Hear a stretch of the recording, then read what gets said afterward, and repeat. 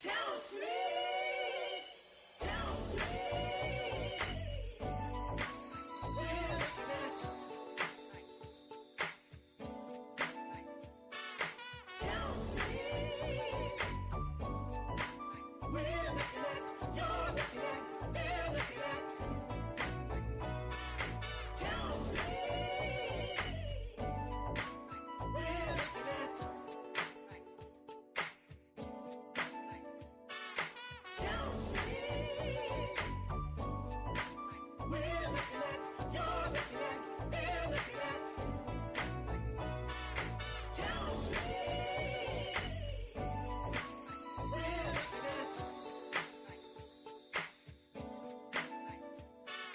Towne Street. We're looking at, you're looking at, they're looking at Towne Street. We're looking at Towne Street. We're looking at, you're looking at, they're looking at Towne Street. We're looking at Towne Street. We're looking at, you're looking at, they're looking at Towne Street. We're looking at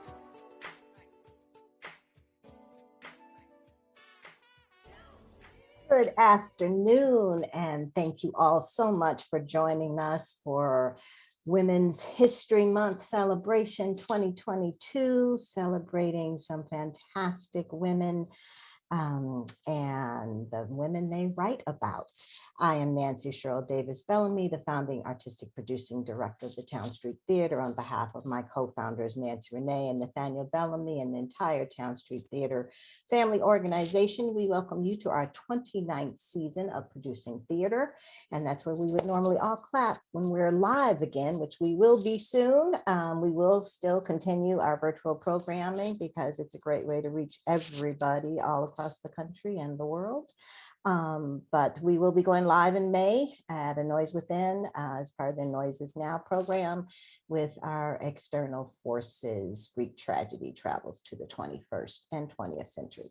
So we hope you'll join us then. But in the meantime, we're going to get started with this awesome celebration we have going on. Today, we will be having Dr. Margaret B. Wilkerson speak on her upcoming biography of the amazing Lorraine Hansberry, and then Lynell George on her wonderful work on Octavia E. Butler.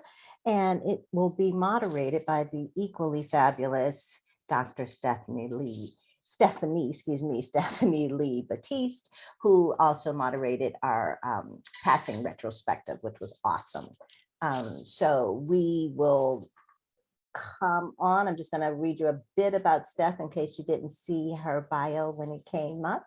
She is Associate Professor of Black Studies and English at the University of California, Santa Barbara, and Director of the Hemispheric South Research Initiative. Her award-winning book, Darkening Mirrors, Imperial Representation in Depression-Era African-American Performance, Duke University Press, 2011, focuses on the relationship between power and identity in Black theater, film, and performance cultures to reimagining national belonging, race, and modernism. Her current book project studies violence and effect in millennial Black urban performance cultures in LA. She is co-editor of the NYU book series, Performance and American Culture. She's also a creative writer, fabulous performer, because I've seen her, and supporter of the art. She's written 3 plays, Stack of Obits, Young Love, Found and Lost, 6 Points in a Circle, which we were so fortunate to do at Towne Street Theatre as part of our in response about the Me Too movement. Some of those pictures you saw with the women and the men in the center, fabulous work, all her poems. And also Blue Gold and Butterflies, which I saw at Bootleg Theater. So she has performed her solo show, Stacks of Obits, which we hope to bring to Towne Street at some point, about street murder in LA nationally and internationally. And without further ado, Miss Batiste. Thank you. Oh, thank you so much, Nancy. I'm so excited to be here to celebrate the phenomenal work of Black women writers across decades and eras. And I'm so grateful to everyone who has made this wonderful event possible, and to all of you for being here. Thank you so much. Without any further ado, I want to introduce the first of our phenomenal guests, Professor Margaret B. Wilkerson, who is wonderfully joining us today. The great Dr. Wilkerson received her PhD in dramatic art from UC Berkeley.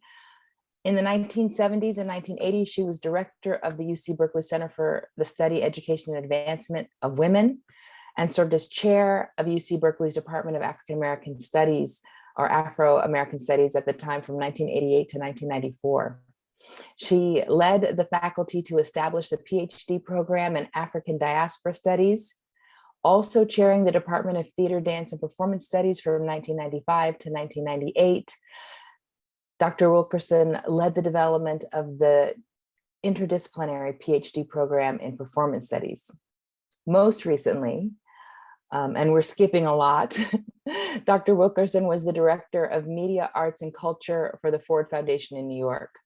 Her new book on trailblazing playwright Lorraine Hansberry will be released this year. Just to mark the wonderful historic work that Dr. Wilkerson has done, I want to hold up this book that I just received in the mail yesterday, called 9 Plays by Black Women, that Dr. Wilkerson edited and published in 1986.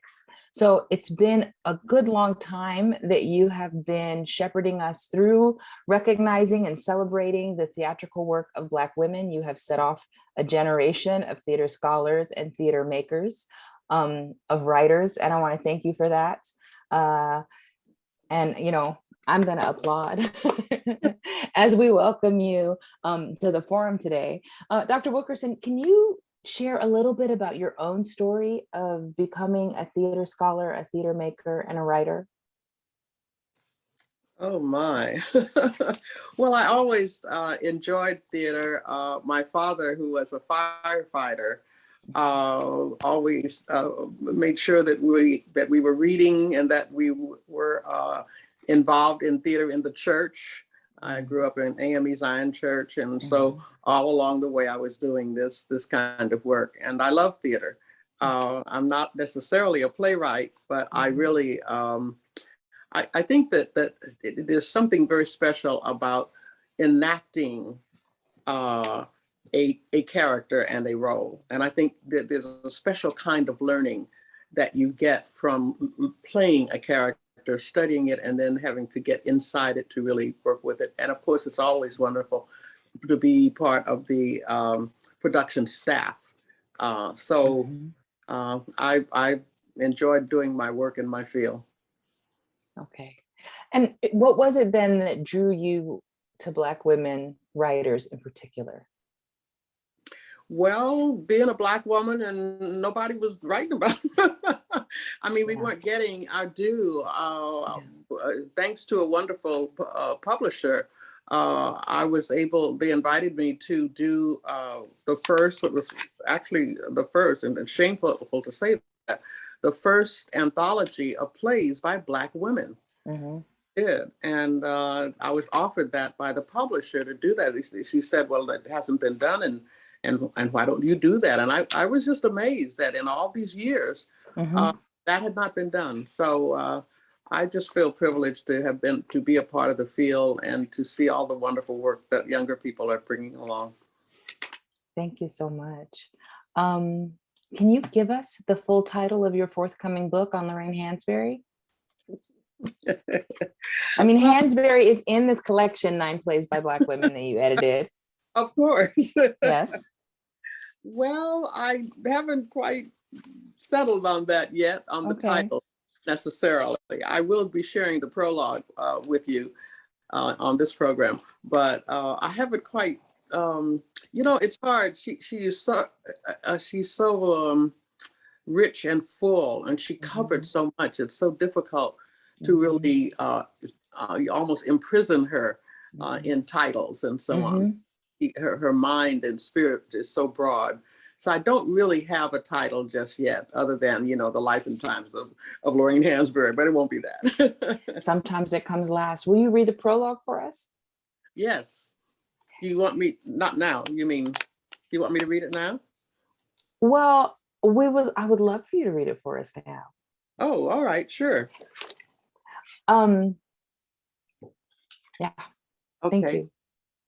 All right. I didn't mean to surprise you. No. The prologue begins with a quote by Lorraine Hansberry. She wrote this in her journal and on June 17, 1964. Do I remain a revolutionary? Intellectually, without a doubt, but am I prepared to give my body to the struggle or even my comforts? That is what I puzzle about. End of quote.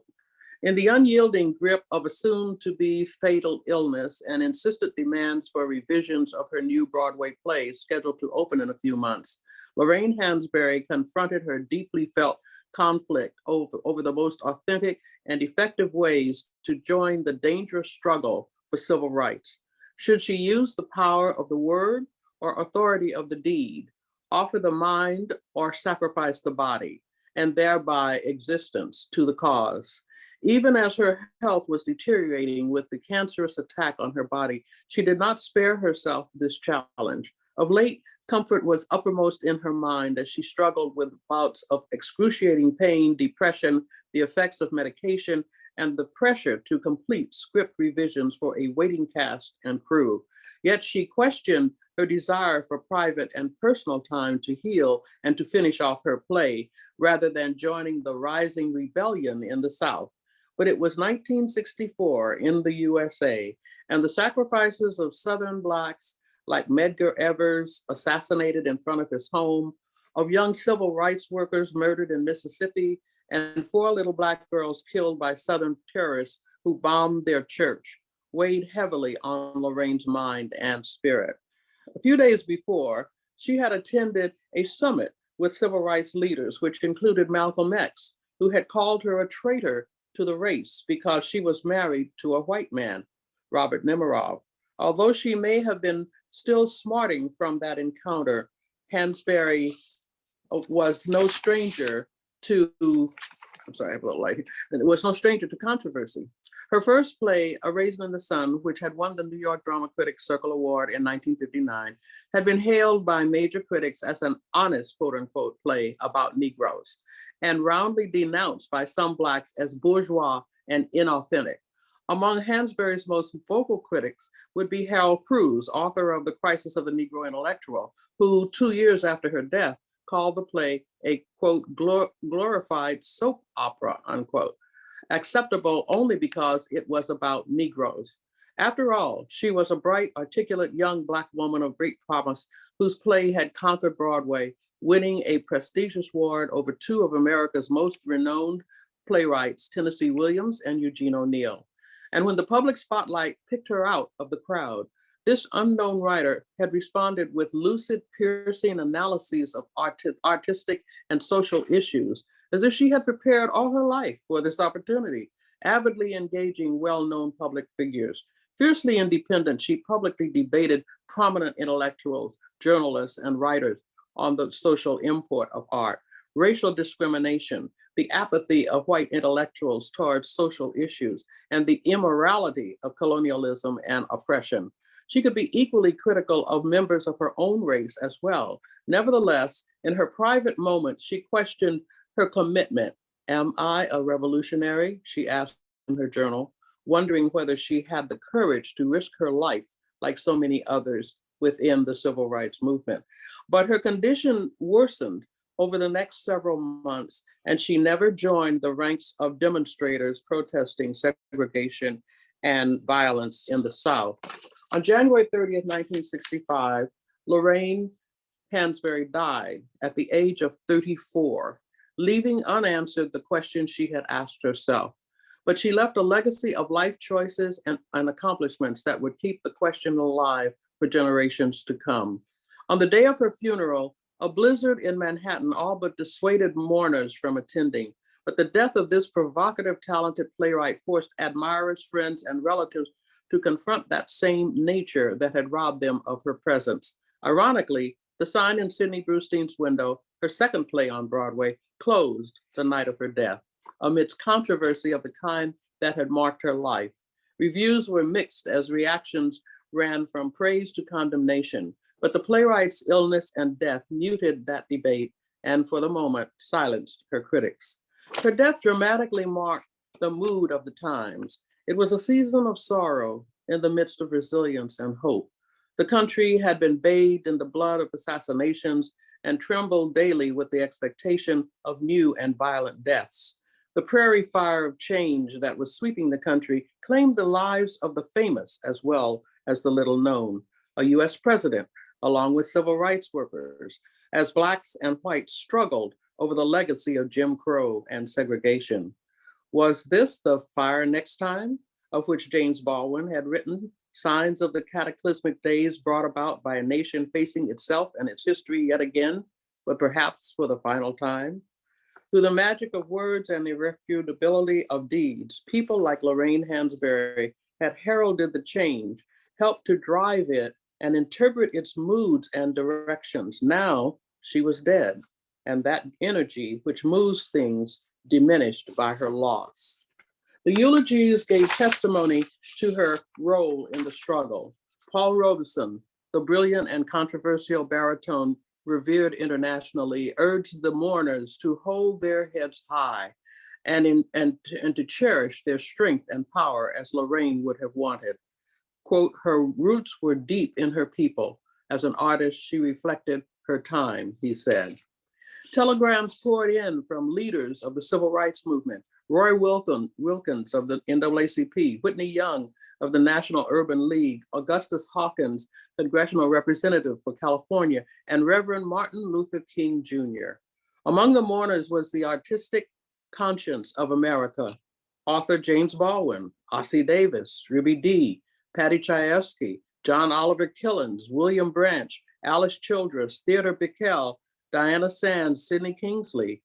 And sitting quietly in the crowd was Malcolm X, who in a few weeks would be dead from assassins' bullets.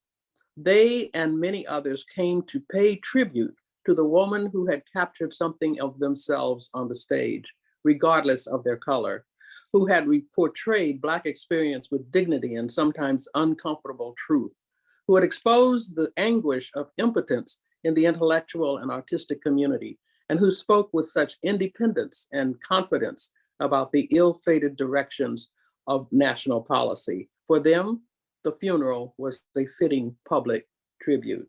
Orchestrated by her husband, Robert Nemiroff, the funeral was not the place to confront troubling questions, although they lingered in the air. How could she, a middle-class woman of relative privilege, think that she could write authentically about the Black working class? What did she know of the struggles of the working poor? Some white theater critics label A Raisin in the Sun an old-fashioned melodrama, while Black militants called it an integrationist and bourgeois in its philosophy. In the midst of a civil rights movement that she had helped to articulate and the success of a play that depicted Black life, why would she write The Sign in Sidney Brustein's Window, a play about white intellectuals in Greenwich Village?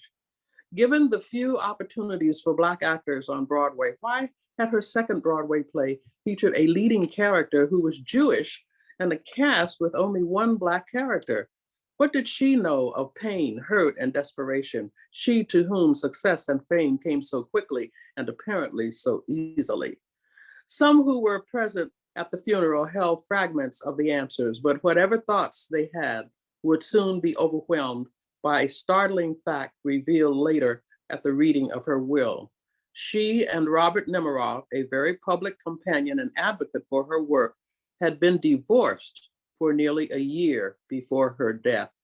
Yet each had allowed the world to think otherwise and had sometimes taken elaborate precautions to guard their secret.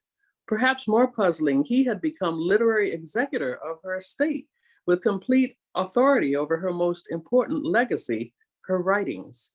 Though her output seemed slender, it stood as moving testimony to her beliefs and commitment. A Raisin in the Sun, The Sign in Sidney Brustein's Window, The Movement, a photographic essay documenting the civil rights movement, and The Drinking Gourd, a television play that the National Broadcast Company, NBC, would not air, although they had commissioned her to write it. Her works expressed ideas so powerful and craft so accomplished, they simply could not be ignored. Powerful as her writings were, they did nothing to dispel the many questions surrounding their creator. And the puzzle would become more complex as the years wore on and her literary executor gradually edited her unpublished works. Les Blancs, a play that some critics accused of fomenting bloody revolution.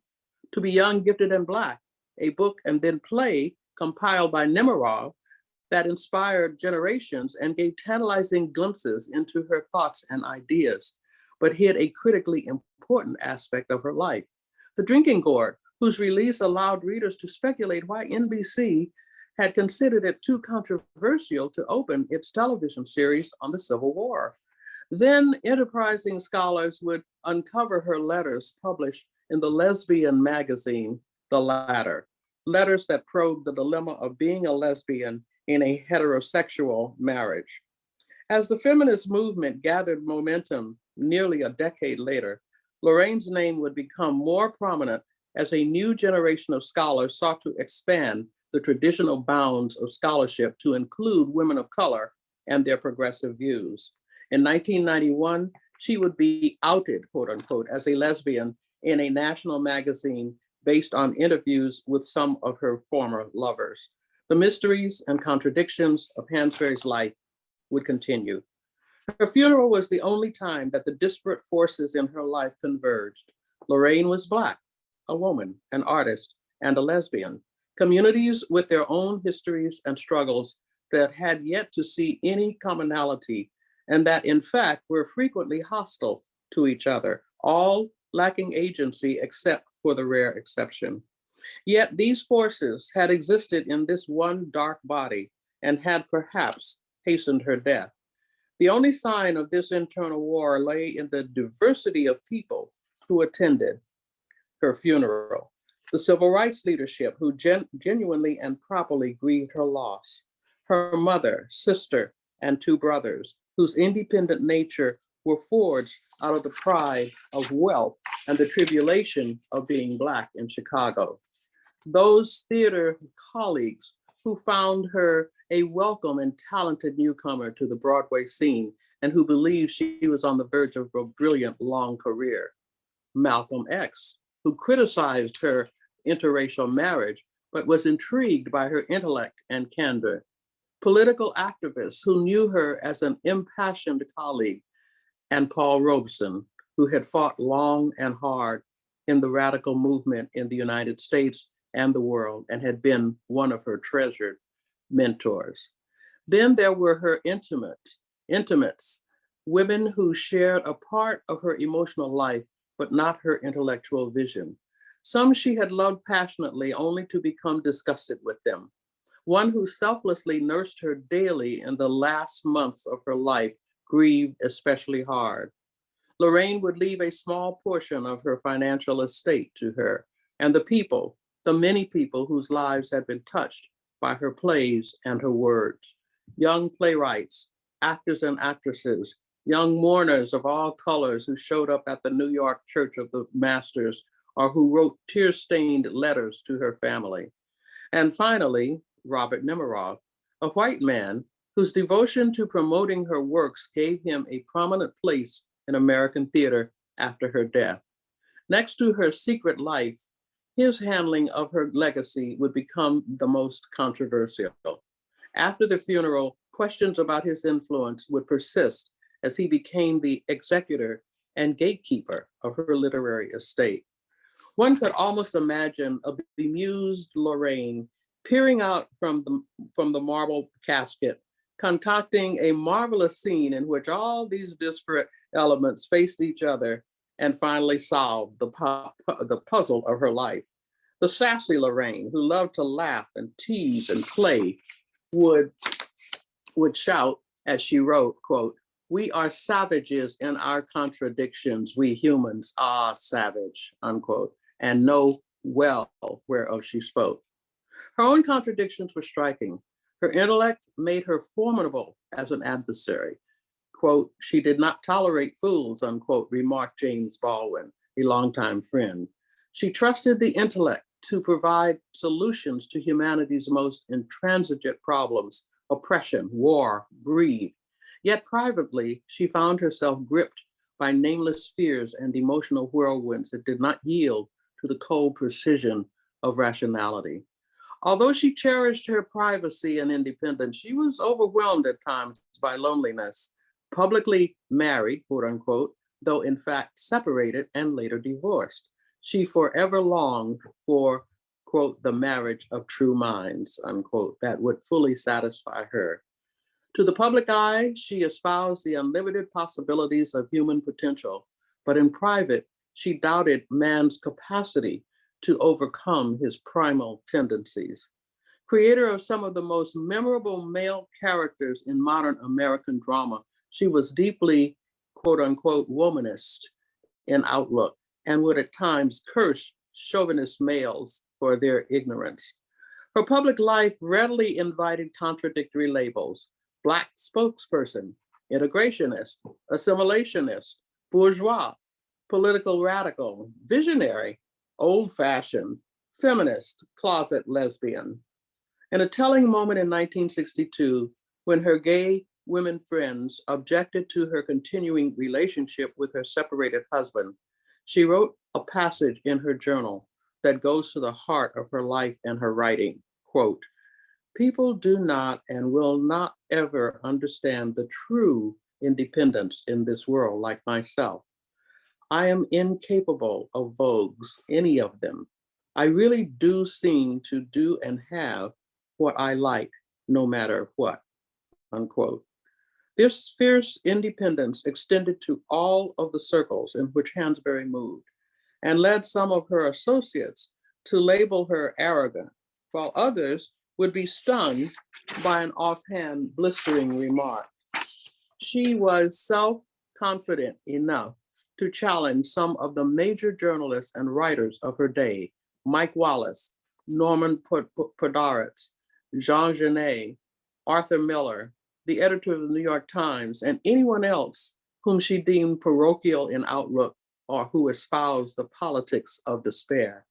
In a now famous meeting between Attorney General Robert F. Kennedy and representatives of the artistic, scholarly, and activist communities, Lorraine sharply criticized the administration's failure to hear and respond to the urgent calls of freedom riders for federal protection and social justice.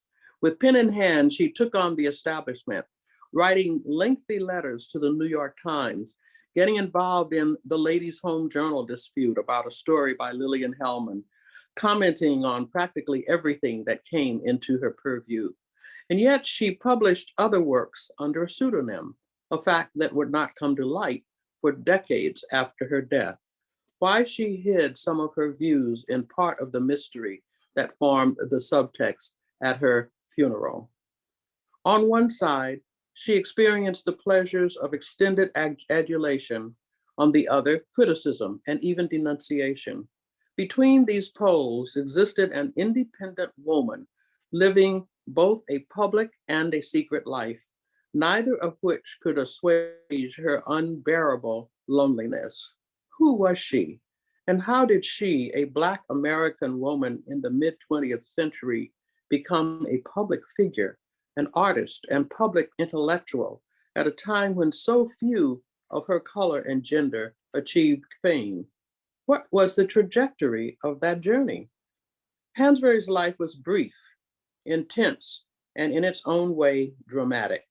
It began in Chicago, the heartland of America in the middle of the Great Depression. Within the first decade of her adulthood, long before the days of social networks and instant celebrityhood, she became famous for her first commercially produced play and an eagerly sought public intellectual.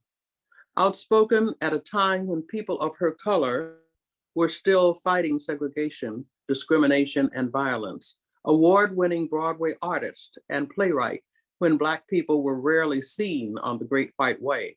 Gay woman, though closeted, before homosexuals flexed political muscle and garnered political strength to advocate for their civil rights. Public progressive when socialists and communists were openly prosecuted by the FBI and denied jobs by the US federal government. How did she navigate these conflicting identities? What factors influenced her life choices? What do her life and work tell us about our history? And why are her life and words still poignant now, more than 50 years since her death?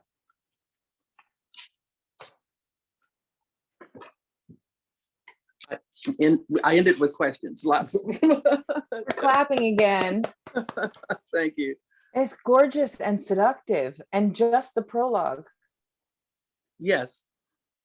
So we're going to be so lucky when we get to see the rest. Well, it's taken some years to do this. A lot of people, and I had a life of my own. You know, I had children. I lived on the West Coast, and her life took place in the East and all. But I'm very close to the end now. Finally, after a lifetime. Well, it is a lifetime, you know, when to devote your own intellectual power to uncovering someone else's life is a really intimate and beautiful thing. And you take us there so powerfully with just that one incident of the funeral, where, you know, all of the competing currents of her life splash together. That's right. That's right. Yes. And that the idea you give us of her popping her head out and taking a bemused look at all of the, you know, currents that she swam in, but that wouldn't cross in that era. That's true. I wish I had met her. Yeah. You know, there are these moments when I read Baldwin and I read Hansberry and I look at Robeson and his long career, and I think about the way in which at mid-century, it feels to me like African Americans really felt like freedom was here. Like it was, we were on the brink and it was coming. And there's some ways where you show us in the short piece that you read that Hansberry's boldness and independence embodied that.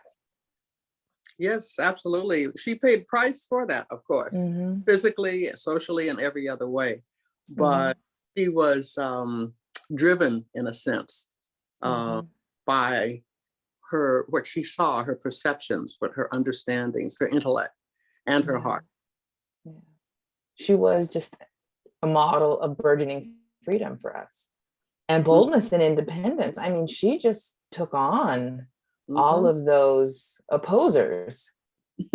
People call them haters now. I mean, it seemed like she couldn't do anything right. Can you talk a little bit about all of that pressure?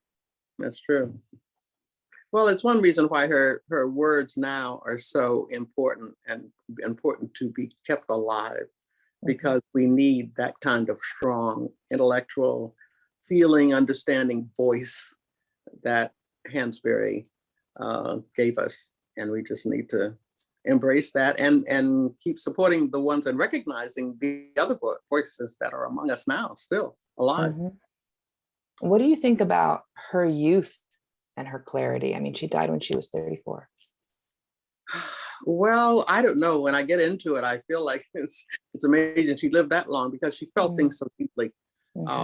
I can't help but believe that her early death is a part of the intensity with which she lived life, you know, and the way in which she faced, almost unafraid, so many conflicts in our world, and they still exist now.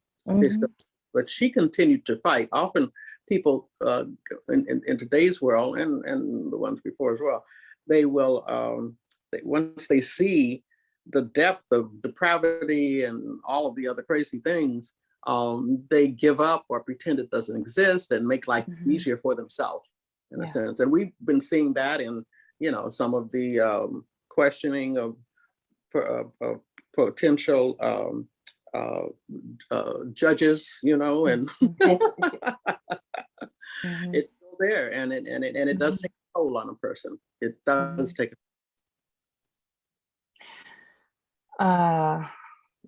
When you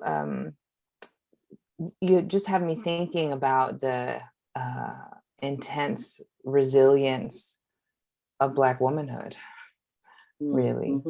If Hansberry is to be a model for us and an icon of all these competing interests that decided to use her to express themselves, the condition of Black womanhood seems to be so readily available as a struggle in all that you describe. Well, it's true. I think one of the things that surprised me and often surprised people about her is that she was a gay woman and that she was lesbian. And I'm not, and I'm not saying that as any declaration of anything. It's just the truth. But and I was really surprised to learn that, and so I felt that if I was going to really do this biographical work, I needed to understand that side. And so I did some reading, but what the one of the most precious times interviews that I did was to find her long-term lover and to meet her. And I've never forgotten that. I remember she lived in somewhere in New York, and I wrote her. I was staying at a hotel. I was on my way to New York, and I wrote her a handwritten letter. I thought that would be important, and asked her permission to come and meet her. Now, I had no idea what she'd even, what? But she was very gracious, and she invited me to her home. And I've never forgotten that. She was lovely. She was a white woman. She was very gentle, a very quiet spirit kind of. And she invited me to her home, and she sat on her couch. I sat at the other end of the couch, and I talked to her about it. And I purposely did not, I don't think I took a picture. I'm trying to remember what I did or not. I don't think so. But what I did do was handwrite her interview. I wanted her to make her as comfortable as possible. And she was just a very loving, quiet, white woman. That's what she was, that she wasn't particularly political, whatever. And you could tell by her voice and the way that she talked about Lorraine that she truly loved her. And I just tried to be open to this, because I wasn't sure how to treat this. What do I do with this? And I purposely did not record it, because I wanted to use the pen to write. I didn't want it to feel, I didn't want it to feel foreign to her in any way. And she was gracious enough to be very candid with me and what have you. So I learned a lot during this. When did you interview the lover? When? Yeah. Oh gosh, it's been years now. Many years. How long after Lorraine Hansberry's passing? Oh, after her death, I would say it had to be at least probably 5-ish or 10 years or so. Oh, I'm sorry. Oh, good. I have my wonderful research assistant here who is coaching me. Viewed her in the 1980s. Okay. So, and Hansberry died in, I think, 1964. So she was. So it was before she was outed, before this was sort of well known. Well, I think so. I think it was known, but it wasn't well known necessarily that she was a gay woman and she had a gay lover. But it was coming. It was coming. And I was pleasantly surprised that she agreed to meet with me. Yeah, it's really fascinating. Yeah. And important information to have. It's common to interview. I mean, certainly people knew a lot about Nemiroff. Oh, yes, absolutely. And thought quite a lot about him. And Yes. so Yeah. and certainly I can imagine that being able to talk about that history, even 20 years past, would have been incredibly important. This is going to be incredibly special about the book that you're publishing in a moment when a lot of people are turning their interest to writing about Hansberry's life. Yes, yes, that's true. That's true. And she is quite worthy, and there's a lot to write about her. No one book can capture this, big, huge spirit of this woman. And it's amazing. We can't wait to read yours. And I know I have more questions for you. And I know the audience will have questions, but I have to, I think, move us on to talk about Octavia Butler. We're so lucky to have you. And I can't wait to talk more at the Q&A in about 30-35 minutes. All right. And thank You'll you. hang with us? Yeah. Okay. you. Thank you so much. So we're moving from the phenomenal and great Margaret B. Wilkerson and her work on the iconic Lorraine Hansberry from the mid-century, mid-20th century to the later 20th century to talk with Lynell George about Octavia Butler, a wonderful California writer who I hope you've all read. One of my favorite things as a professor when I teach Octavia Butler is to create Butler acolytes and addicts like I am myself, and get people reading as much of Octavia Butler as they can. And that's what Butler does to you. She grabs you and makes you want to read every word she's put on a page. Our author, Lynell George, has written a wonderful book about and engaged with Butler called A Handful of Earth, A Handful of Sky, The World of Octavia Butler, which offers a blueprint for a creative life from the perspective of award-winning science fiction writer and MacArthur genius, Octavia E. Butler. Lynell George is an award-winning author, journalist, and essayist herself. This book is drawn from her time researching the Octavia E. Butler archive at the Huntington Library as a recipient of the library's Alan Jutzi Fellowship.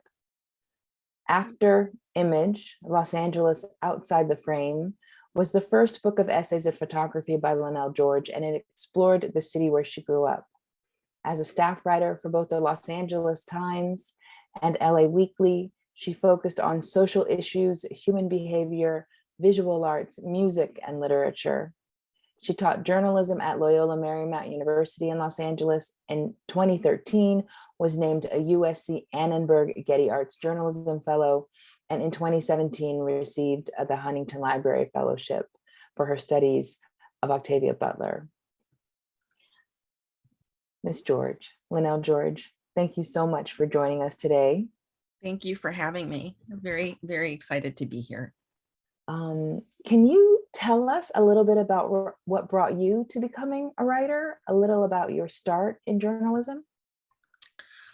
If I go way back to thinking about what started me as a writer, I was always a reader, and I can't remember when my head was not in a book, when I wasn't carrying a book around somewhere and reading and flying off into these worlds that writers were creating. And then I would find myself wanting to continue the story that I'd read. So I would, start adding on to that story. And that would probably be elementary school, that sort of thing.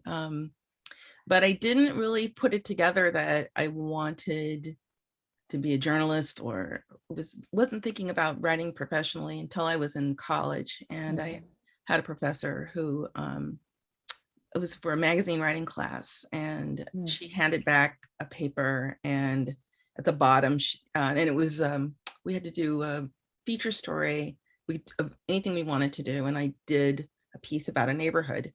And at the bottom of the piece, she said, "You could publish this probably." And then a little light went on in my head, but I still wasn't ready. But, but that little light, that's all, it was like a little pilot light. It was powerful, so that was the start. That's wonderful. You both, you and Dr. Wilkerson, are incredible word weavers, wordsmiths.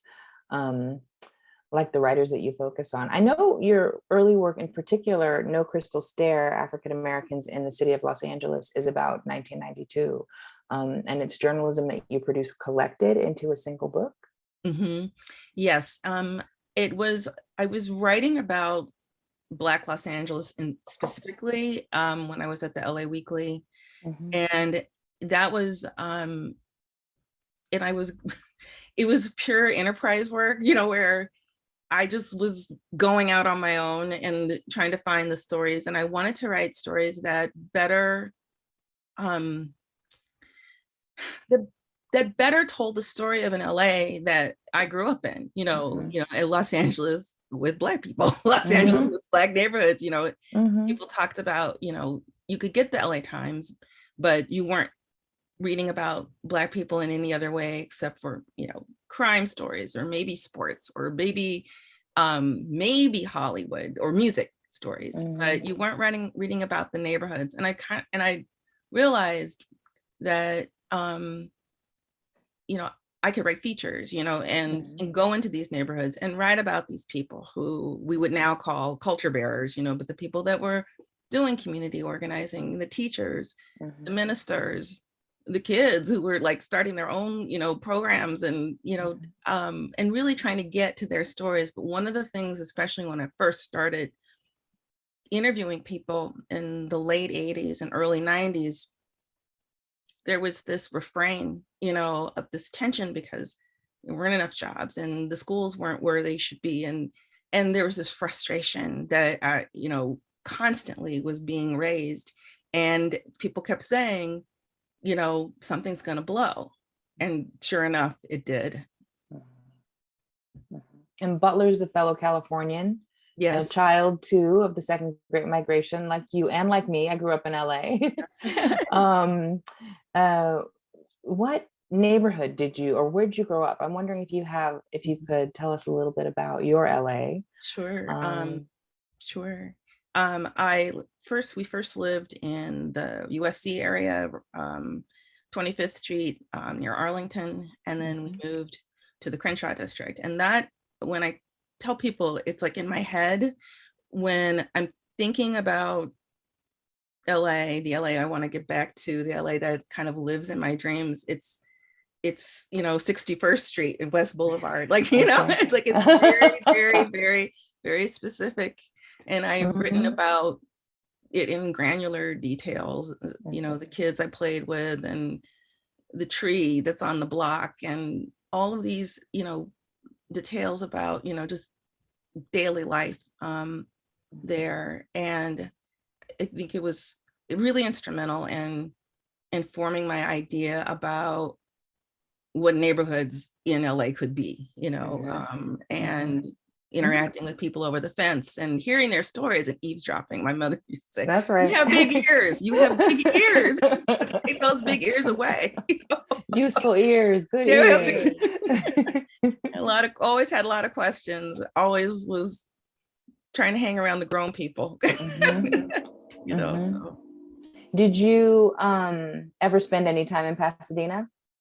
Not on a regular basis. I had a couple of adjacent family members who lived out this way, and I'm now in Pasadena, but I hadn't really spent a lot of time until I was working at the LA Weekly, and that's when I had friends who lived up here, so I would start to come up here to go to the movies, but not in my childhood. No. It was a distant kind of a land where Octavia Butler grew up. Exactly. It was a distant land. And back then, the smog was so bad that you couldn't even, some days you couldn't even see that there were the mountains. The San Gabriels were not in view. So different now, you know. That's right. I remember. And so in the book that you write, you spent time in Pasadena at the Huntington, walking around the streets of Pasadena, thinking about and with Octavia Butler. Can you tell us what drew you to write this book? I know you go into it in some detail in the beginning. Sure. I was commissioned to do a piece by a woman named Julia Meltzer, who founded an LA arts organization called Clock Shop. And she commissioned a group of writers and artists who work in the archive at the Huntington, because it was just getting ready to open, and we were getting ready to, for the 10-year anniversary of Butler's death, which was really hard for my brain to even, wrap around. And I had met Octavia Butler a couple of times before, first as a student and then later as a journalist. But I'd never gotten to interview her. So I kind of jumped on this opportunity to spend time with her work, but I had no idea what I was going to do. And when you go into the archive, it's overwhelming, and it's huge. I mean, it's almost 50 boxes, not 50 boxes, I'm sorry. Almost, I use it's like 9,000 pieces, and it's everything. She saved everything. I mean, when I say everything, I mean everything, old pencils and clippings and her sweaters and diaries and journals and many drafts. And I think being in that sort of, back to the granular, being in somebody's head, because that's what that was. It was not just to that degree. When I wrote the piece, which ended up, I decided, Julie had asked me to try to put together something she wanted to call a posthumous interview. And I didn't know what that would be about. Like, I don't want to do anything woo-woo, like Stance was Octavia or anything. What do I want to do though with this? But then once you spend time, I just thought I have to relax and just interviewing, when you interview people, you let that person lead the conversation at a certain point, and it will tell you where to go. And the archive spoke to me in that sense. And Butler was constantly asking questions. Constantly. There were some questions she asked weekly or monthly. There were questions that she asked herself daily. She was always working on things. And I realized, well, that's the piece. That's the interview. Having her have a conversation with herself, something that she would have done in her home, so I could let people in. And then as I was finishing this piece, I realized I wasn't really done, myself. And I knew, for me, what was so striking about being in this archive was back to being inside another writer's head, seeing how much was against her. She was not encouraged in her early years to pursue writing. She was told flat out to go and do something safer. Her family loved her, and that's why they were sending her in another direction. Like, no, this is not, you can write in your spare time. And she just decided, I can do this. And that's the thing that struck me, is like, whatever you're doing that's hard, that's difficult, that other people don't understand, and you don't feel like you have all of the tools you need, she found the tools, humble tools, to create a magnificent life, larger than her imagination, certainly larger than the imagination that others had. And she was triumphant. But as Dr. Wilkerson was saying too, I kept feeling the same thing about Butler. I feel like it took a toll on her health. I think that's why we lost her so early. She died at 57. How would you characterize the book that you wrote? What genre is it? It's so funny. I keep going back and forth about how would I characterize it? In a certain way, it is a biographical guide. It's a map of a creative person's life. And what I decided to do was to take several objects and tell the story about a particular aspect of her life through this object. So her bus passes, she never drove. She never got a driver's license. So the bus got her everywhere she needed to go. And for someone, I think about how powerful that is for someone who wrote about worlds beyond, where we live. She didn't need more. She just needed to use her head and her imagination.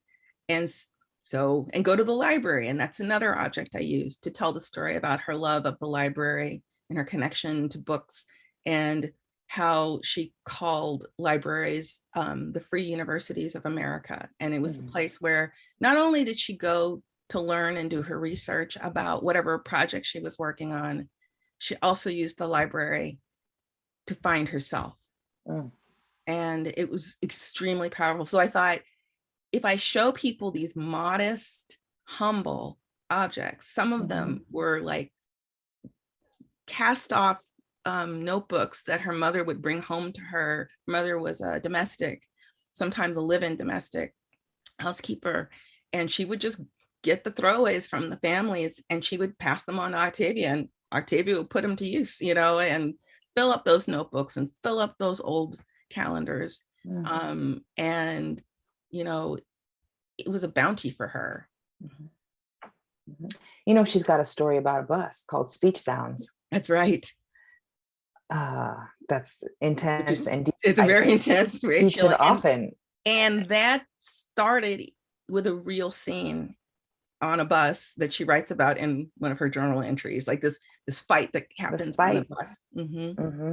And she's thinking about, on the bus, right, a vehicle, a form of communication from one place to another. That's right. And she's thinking in the story about the absolute failure of communication. That's right. Or the possibilities of intimacy through communication. The bus pass. In some ways, you captured really poignantly the intimate and careful process of research in your own book about another writer. And I think it's really hard to communicate to someone who doesn't do this kind of work. Like usually we take that process and turn it into something else, but you give us very substantively, the intimacy, the quiet, and the rigor of that process. Butler's really expansively with the granular, but also yours too. Can you tell us about being in the archive, being amidst those 9,000 objects, picking the one, weaving a story? I know that Dr. Wilkerson can speak to this too when we go to Q&A. It's a really good question. It's a really good question. There were days where I would happen upon something of hers and I would tell myself, no, you have to stay on track. But then, serendipity would be calling, I'd be going, well, this is really interesting. But it was almost like I was being led to things, and she would sometimes feel like, and I don't, again, not in a woo-woo way, but I was being whispered to in my ear, like, pay attention to this. And what I thought about too, is that I started to think, it's like, as you said, it was so clear to me that this idea of perfectionism, of this idea to always, like, she held on to and was talk about going back and forth with herself about something, about you have to let go of the perfectionism, and yet she was back on the perfectionism, and she was so tough on herself. And then I began to see myself in some of the things that she would grapple with, about being so over-prepared for things, because, back to watching the confirmation hearings, as a Black woman, she would be in these spaces where she was the only one, and she wanted to be prepared all the time. So there were things like that I would feel resonances, and and the way she would work out, her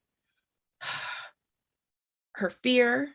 And that was the biggest emotion that I kept running into time and time again in the archive, that she fought with to the very end.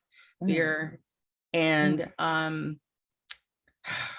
writer's block. But her version of writer's block was that she wasn't writing easily. She wasn't writing with the flow that she was used to. She wasn't and a lot of it was just she was tired, you know. So sometimes I would worry that I was going to like absorb all of this too and be tired because you're in her head. You're in her head.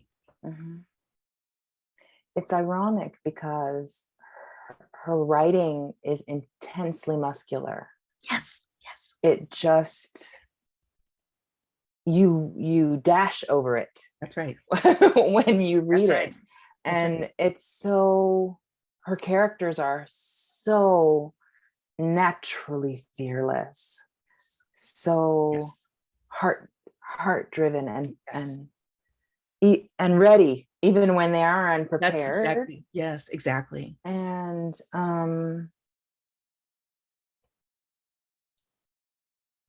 anyway. And I think she was working out her anxieties, her fears, she tried everything out on the page, you know, and really, which was so illuminating. In a late notebook I found, she's probably in maybe her 30s at this point, or late 20s, and she had written out, you know, her middle name is Estelle. She and her mother were both Octavia. Her mom was Octavia Margaret. She was Octavia Estelle, and the family called her Estelle. So she was creating two characters. There was Octavia and there was Estelle, and she had to write this out. You know, Estelle would be meek. Estelle would slump. Octavia would be bold. Octavia will wear high heels. Octavia will speak in a loud and certain voice. She really worked at that, just like she worked at polishing that beautiful prose you just mentioned. It's true. Her prose moved. It's so crafted that it seems uncrafted. Exactly. When I've worked with students who are creative writers, they miss absolutely the delicate fine-tuning of these muscular sentences. They seem craftless. Yes. They're so craftful. That's right. And it's the sleight of hand. That's right. That she works on you in the same way that she works this world building on you, where she draws you absolutely in. Absolutely. Absolutely. Yeah. It's ironic so much. I mean, the mundaneness of what you describe. Yeah, it's very true. And you see it in all of that drafting that would happen too. It's like piles and piles, like she'd work all day and dump things. And she would write longhand sometimes, or work on a character description longhand, not like it, keep part of it, put the other part away. Everything was typed. She typed. She used a typewriter long after computers were in vogue. I actually found a letter from one of my editors when I was at the LA Weekly, who had given her an assignment to write about writing on a typewriter.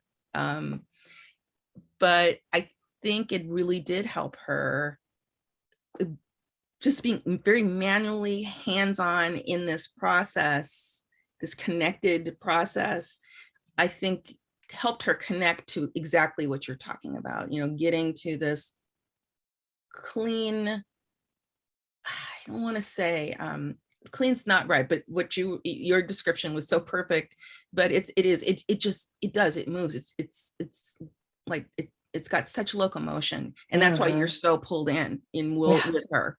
Right away. Yeah, exactly. Right away. Do you want to read a passage for us? Okay. I'm going to read, let's see, I was thinking. I will read part of the beginning of the book.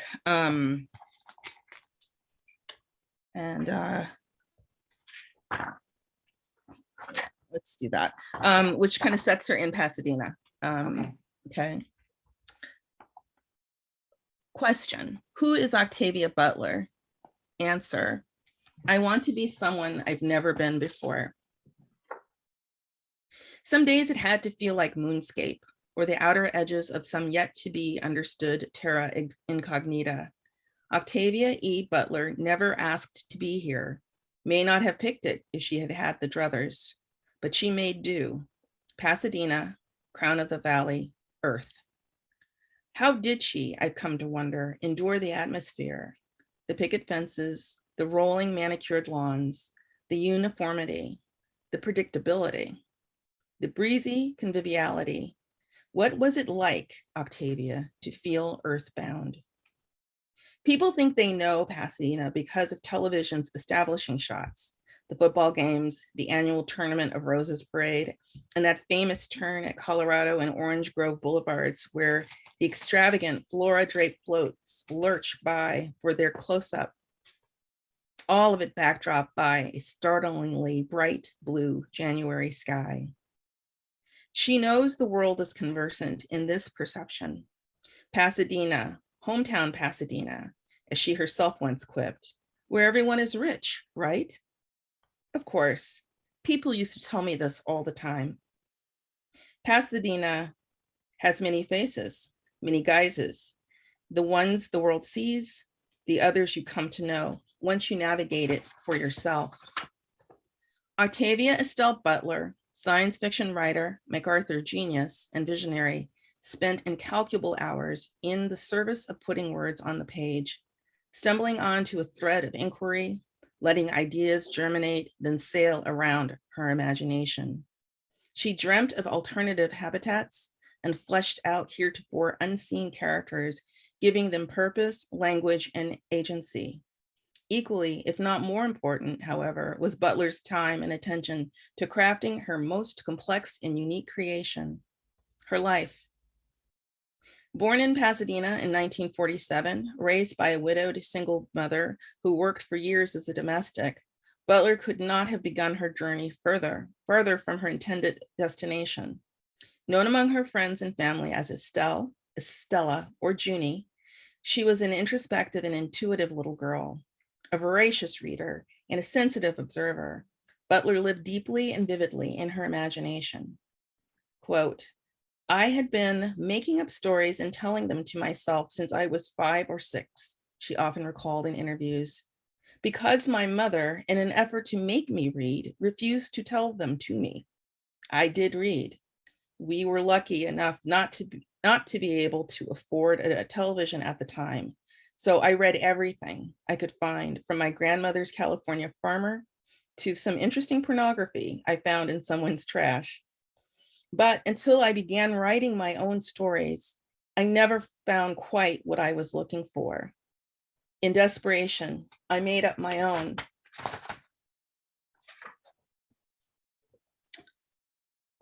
When I am traveling through Pasadena on the brightest, hottest days, I imagine Butler standing at the bus stop on a dirt parkway tangled with black-eyed Susans, steps away from one of her old residences on Washington Boulevard, just east of Fair Oaks, carrying her pink notebook like a shield. I imagine her standing apart just slightly from the knot of waiting passengers, an entire other world zooming by in her head. What does it take to create a world, a writer's world, a handful of earth, a handful of sky, and what more? It takes a notebook to write down your stories, a diary to confide in, a library card to advance your studies, a bus pass to move around, to get to work, and to also get your work done, a calendar to keep track of dates and pages to create structure for your life, a set of contracts with self to keep on path and stay accountable, a collection of advisors and consequently affirmations to pin to the wall or mirror to remind you to center your dreams and power, an appetite for the news to keep alert for story fodder, for inspiration that might come over the transom, a sense of your territory, actual, metaphorical, literary, and your place in the world.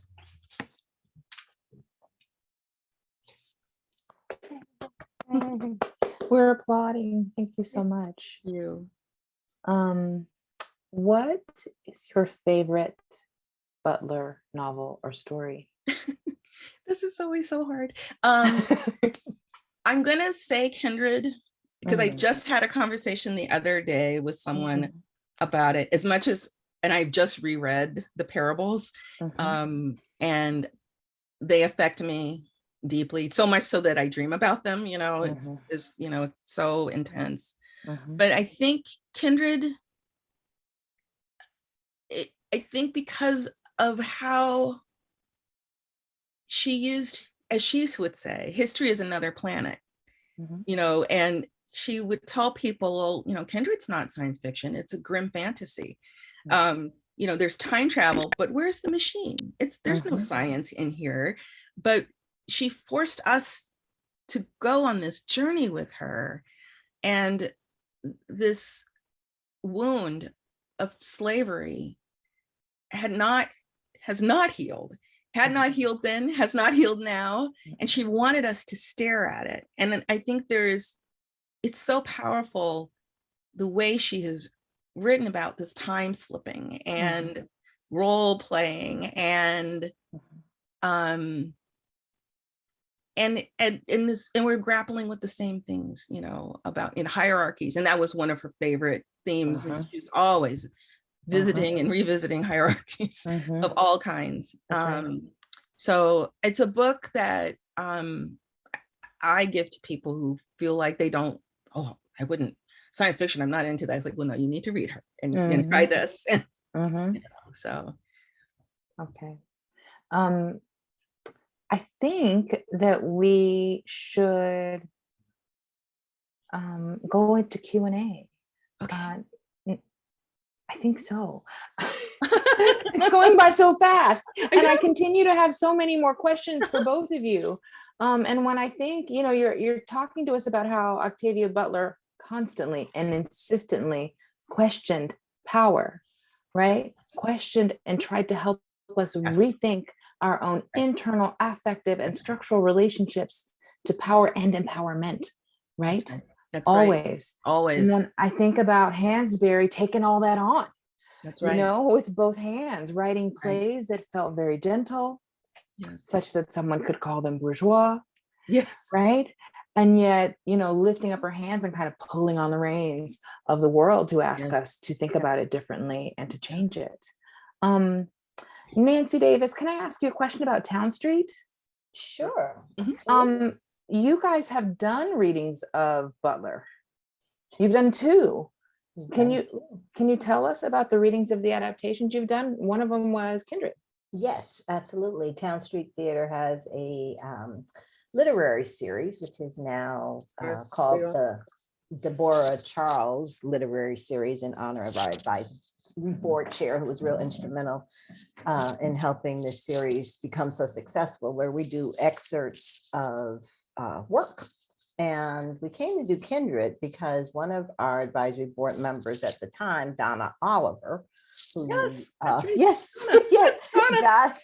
Donna Oliver has been with us since downtown days. Fantastic. Your mom, Lynell George's mom, was Elodie George was just such a dear supporter of Towne Street, and she's a friend of Barbara White Morgan, one of our wonderful writers. Anyway, Donna suggested that we do Kindred for the next literary series. She brought the idea because it was the year of the Huntington celebration.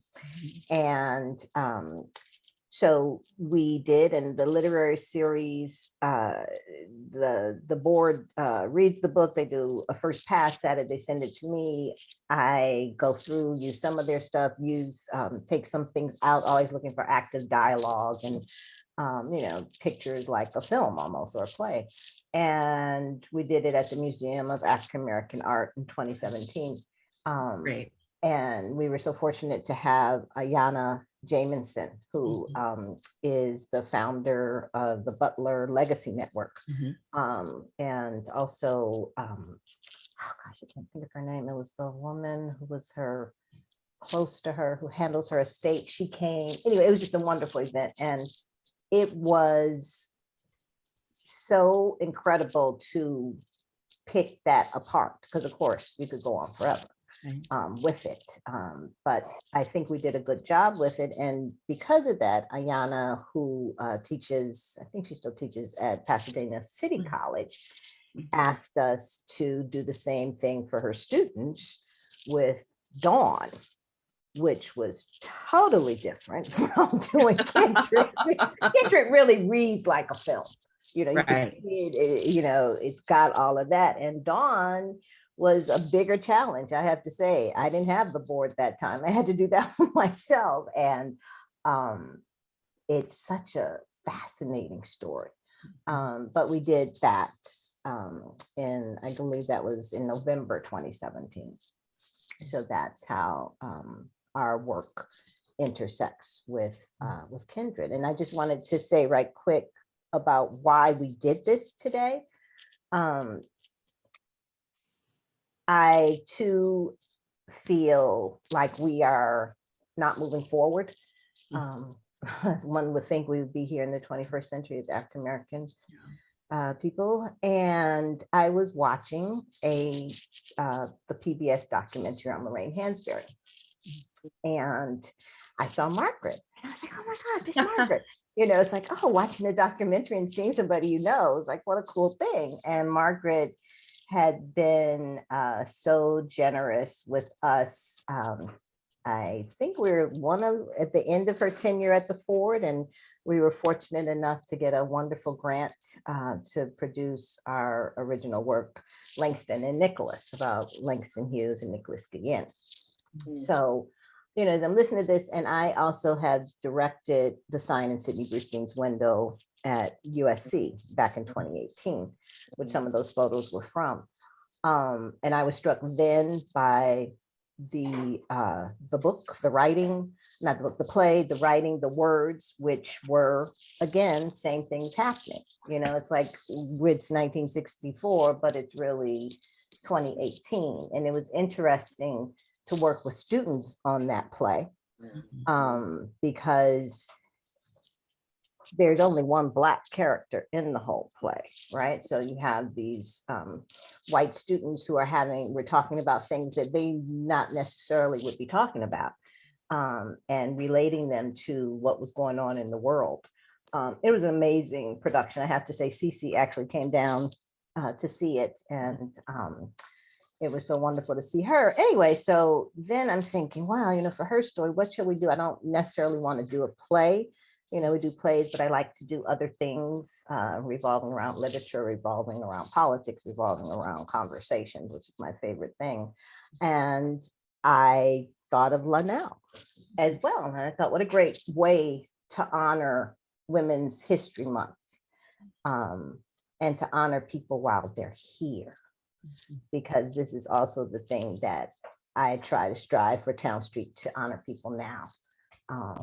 So that's how this all came to be. And of course, Stephanie, you were the first person I thought of when we were thinking of a moderator, because you did such a fabulous job. I mean, that's a skill, that is a real skill, to be able to navigate and move things around. So I probably told you way more than you wanted to know, but that's how we came to Kindred, how this came to be, how Lorraine Hansberry and Octavia E. Butler, whose work now, there's like 4 or 5 different things being made into actual television shows, series, which is amazing. One of our members, she's also a dialect coach, recently worked on Kindred. So we're excited to hear her story of that. So just, I know, right? Just like Black women go.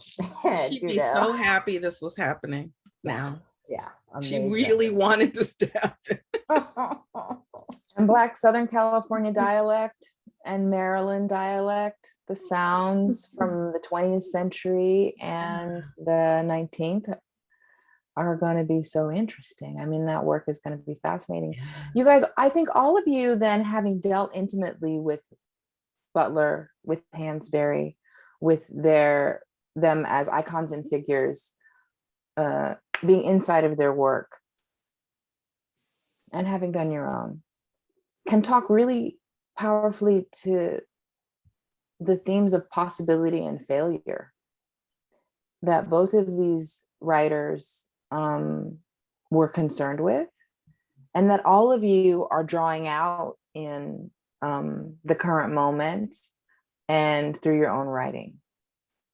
Can you talk to us a little bit about this landscape of possibility and failure, the current one and the ones that we see in the intellectual worlds of these women writers?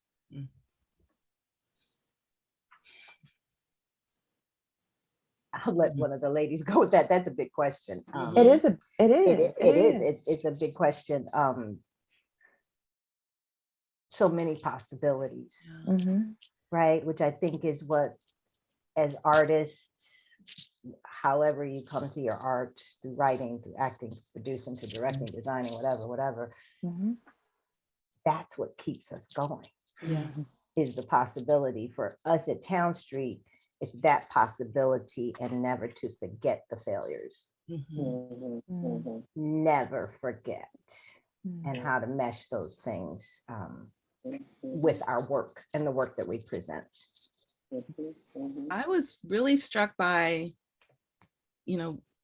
Butler's ability, her ability to bounce back after things would happen, and they would be devastating. Like there's that period of time where she's gone from, it's 5 years before she publishes anything else, like not even a nibble, and her journals are dark during this period, and the pain is palpable. And there were days that I was, I'd leave the archive in tears. And it was like, I wish I could get in her head and say, this will pass and it will get better. But 5 years, she started in her head, kept thinking like, well, maybe that was just a fluke, and maybe that was it, and maybe I should stop. But then she kept writing. So you would see there were these two tracks of thought that were going on at the same time. That's what was so moving, that she acknowledged her pain. She had these notebooks that she called, it's gonna come, it'll come back to me, but where she literally just wrote down the things she was struggling with, just to get it on the page and get it out of her, and to open up that possibility to keep, so that didn't cloud the creative part of her brain. And that's something I've taken with me too, about, and for someone like her, like, yeah, there was, she said, I would tell people, first off, I tell people I'm a writer, then I tell them I'm writing science fiction. And they're like, huh, oh, okay.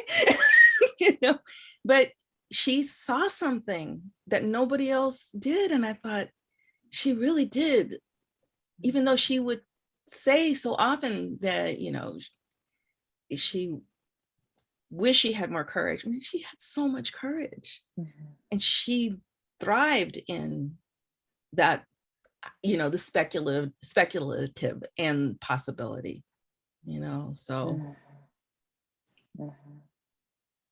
What did she write after those 5 years? What came out?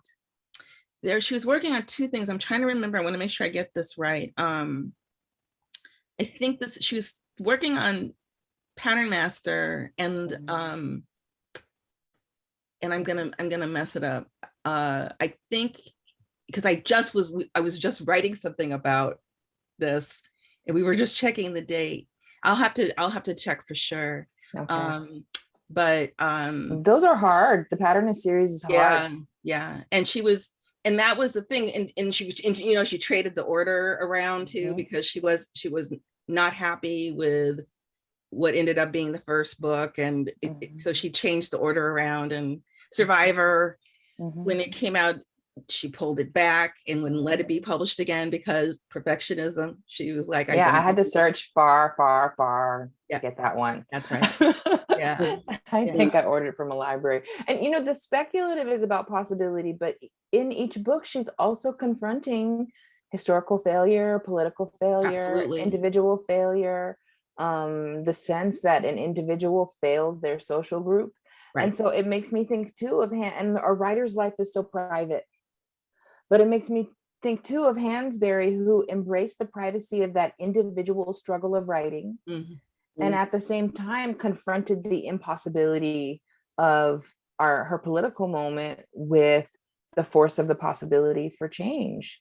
Dr. Wilkerson, what can you say about that relationship between that kind of private intellectual writerly life and the public life that Hansberry lived out, where she fielded such struggle? Well, this interesting conversation, just listening, and I think, I mean, I don't count myself as a writer, although I've written a lot of stuff. But you're a writer, I think. I think that the need to write. I mean, when you are a writer, there's such a need to express what that is inside you, what's important, and it's almost in a funny way for me separate from having readers of your writing. I mean, there's a certain amount of satisfaction that comes from simply, it's like having a baby, okay? I've had 2 or 3 babies, 3. So part of it is getting it out there, you know? And then the possibilities remain endless in a sense, but you don't have possibilities for anything unless you get it out there. So that first part of your creative act, in a sense, of writing is very important and very satisfying in a way, because that in itself is an accomplishment, especially if you are pleased with what you have put out there, at least initially. And getting it read, I think, is another part of it. But I do think that I get satisfaction of getting it out there, for one thing. And then the possibilities are endless. But they won't be endless. They won't even you won't even have those possibilities if you don't get it done. The most important part of that whole journey is getting it on the page, writing it and getting it out there, and then the possibilities are endless because it is a theme. And they may not get produced this year or next year, but somewhere along the way, somebody's going to run across it. You know, that doesn't sound, it's not very, very comforting to the writer. But I think that you do and you should get a certain level of satisfaction out of the creative act itself of writing. And of course, when you're writing plays, that having it produced is another further development of what you've written. It's different from, I think, from writing a novel where it's on the page and somebody reads it and something happens with it, and then maybe or something on that order. But the exciting part for me in terms of writing plays is that it has another life. It has a possibility of another life. But it's all a risk.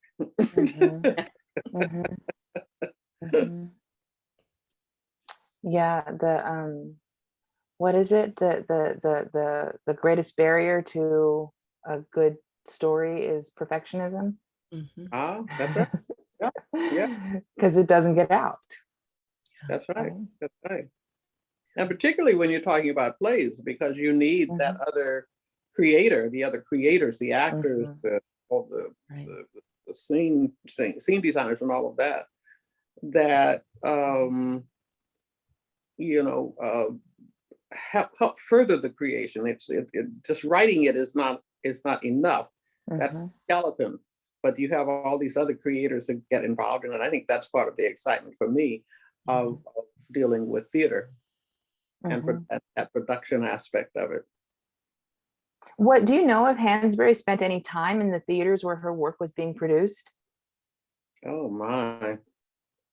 I'm not I don't think so right offhand. I'm thinking, I mean, she lived in New York and she died, so but she was very much involved with the whole process for Raisin. Yeah, for Raisin she was, but then she gets ill pretty much soon after that.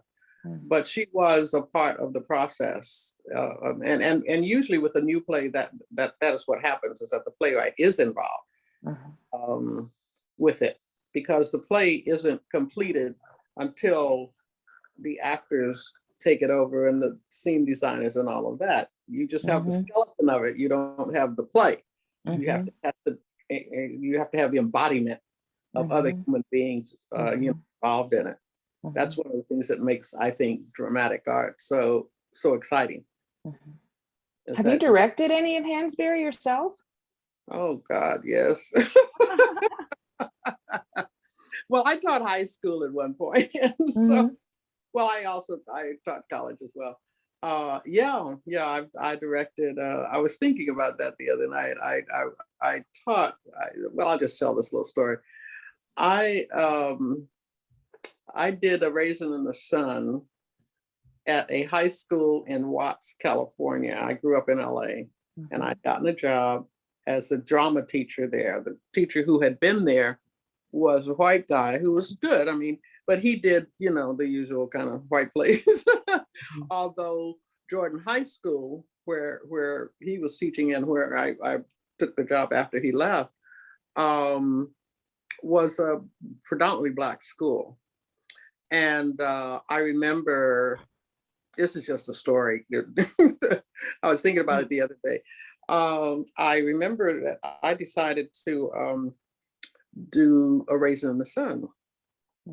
And this so happened to be, happen after the semester, after the Watts riot. I don't know if you remember that, 103rd of Watts, the high school was towards the end of 103rd. And that summer before that fall, when I was going to do A Raisin in the Sun, the Watts, there was some kind of something between a police officer and a Black man, and the whole thing erupted into a big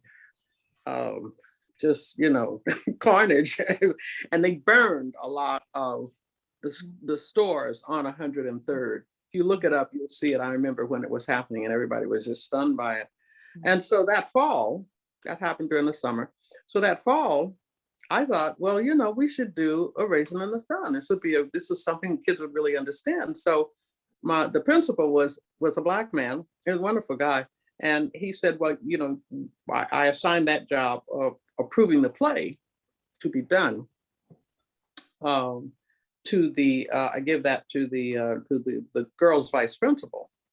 So I went to her and I said, I'd like to do, A Raisin in the Sun and Black writer. And she said no. She was afraid it would start a riot.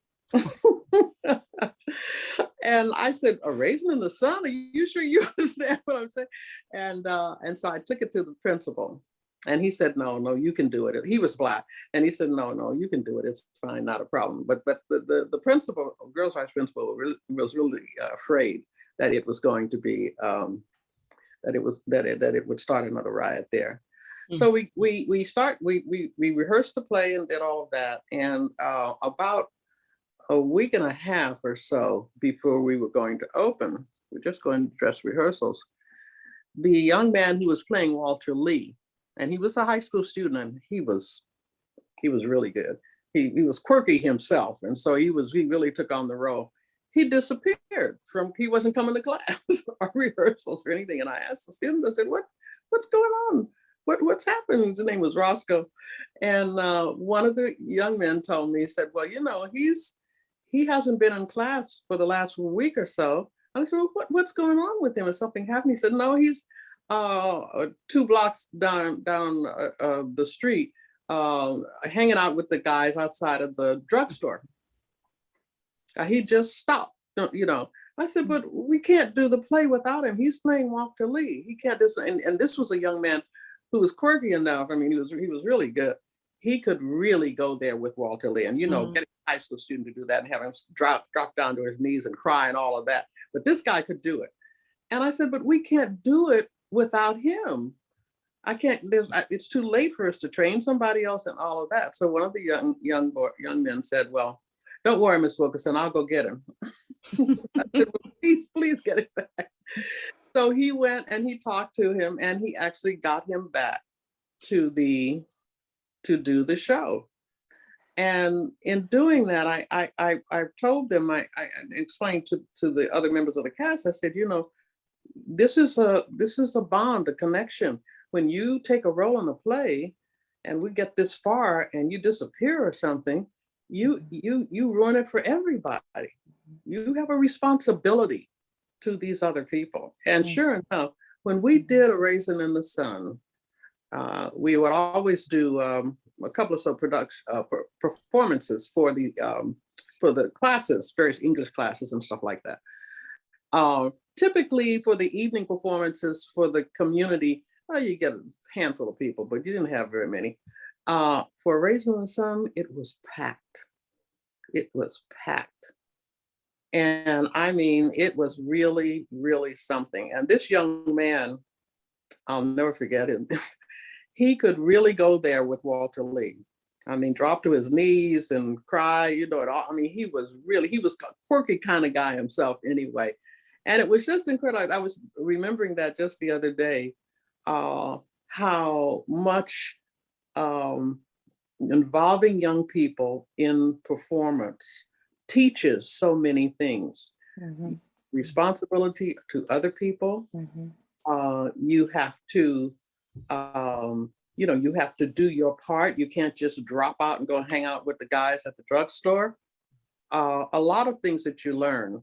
And we even did, when I first got there, we even did a series of special programs for the English classes.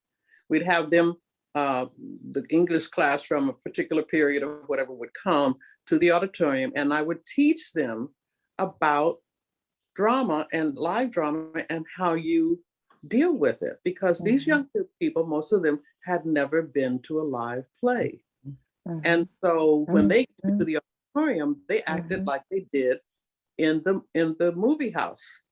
You talk and you this and that. And I said, but no, you can't do that here because you'll interfere with the concentration of the actors. They're live people. They can hear you. It's not, but basic stuff like that. And we actually did that, and the young people really learned, and it was just amazing. And when we did A Raisin in the Sun for the evening performance, the place was packed.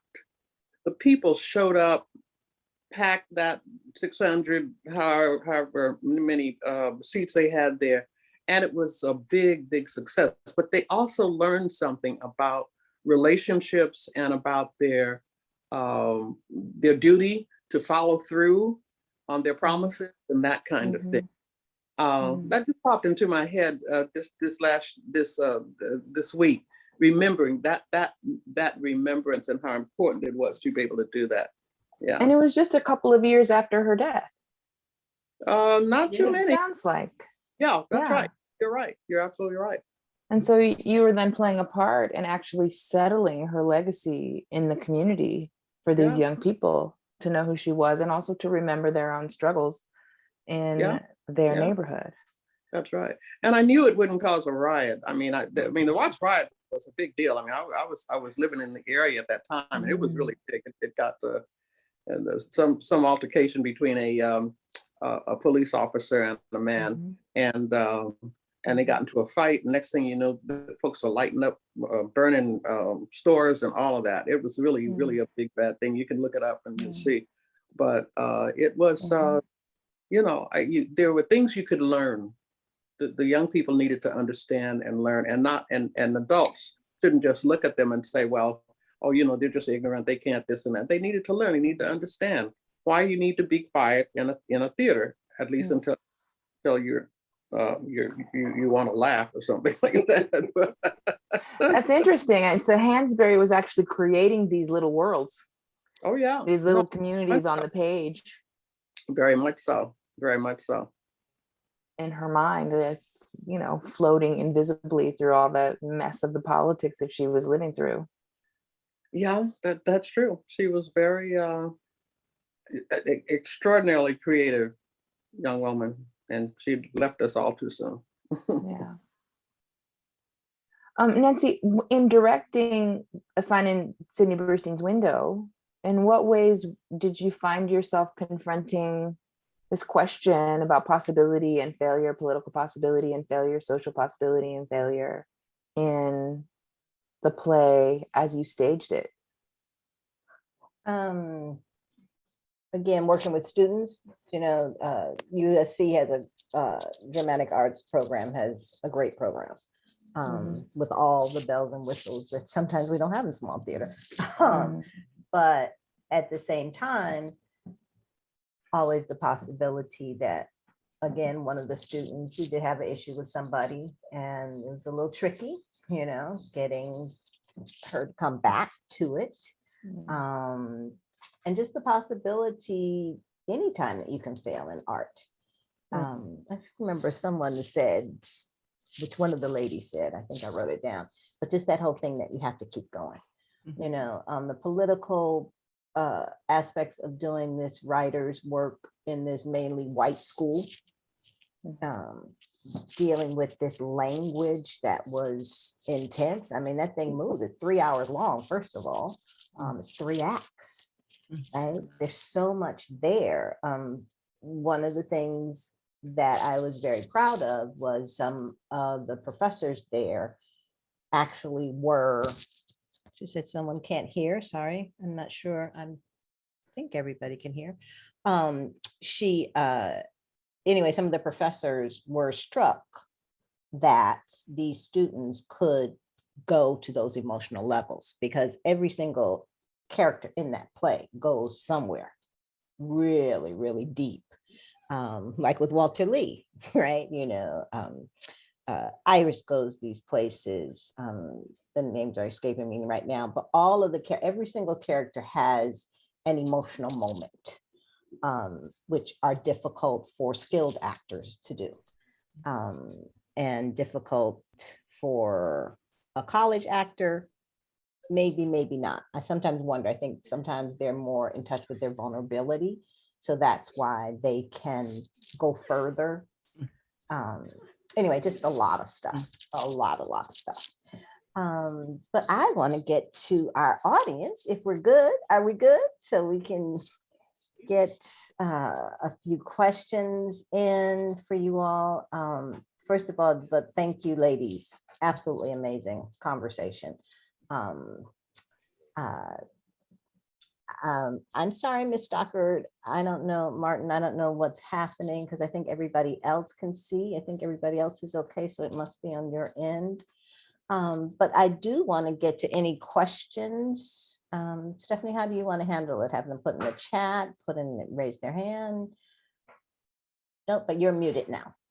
So sorry, I'm keeping my eyes open for questions in the chat. You can raise your, I believe you can raise your hand.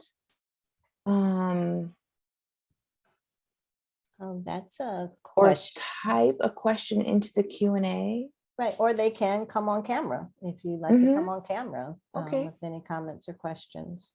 Awesome. I see that the panelists have public email addresses or contact info that they can share. If you probably type any of us into Google, we'll come up with contact information there. That's a good point. Mm-hmm. Any other questions? There's some great comments that come in the chat. This is your moment. Nancy Renee, you're unmuted. What do you got to say, hon? Nancy Renee is our co-producing partner, of course. I just wanted to thank the ladies, Lynell, Dr. Margaret Wilkerson, and Stephanie, and Nancy for this wonderful discussion. I think it's so ironic that we mentioned it before that, but today is World Theater Day. And it's interesting, not just the conversation and the writers, it's also the end of Women's History Month. And as Black women, we hold a very special place, as everyone saw last week with the hearings. And we have to keep on keeping on as Black women. And it's so interesting because this is just a comment about the as everyone's talking about the intersectionality between gender and race, Black women hold a very special place, and both Lorraine Hansberry and Lorraine Hansberry and Octavia E. Butler were on that end too, as well as Towne Street Theatre on that end too. We have to keep on keeping on. And the word that hopefully I am pronouncing it correctly, the new word for our particular struggle is it misogynoir? About Misogynoir. misogynoir, about the struggle of Black women and how we have to keep on pushing past the racism and the sexism. So that's just a comment, that's all. And just the inspirational stories of your lives and the stories that you all have told is really something for this World Theater Day. So thank you. Thank you. There's I a thought, yeah, go ahead. Nancy. No, go ahead. I was going to read a question in the chat from Shakura Amatullah. She asks, or you ask rather, what do you authors feel about the recent emphasis on the queerness of Lorraine Hansberry and I believe Octavia Butler? Knowing these women as you do now, do you feel they would have embraced this outing?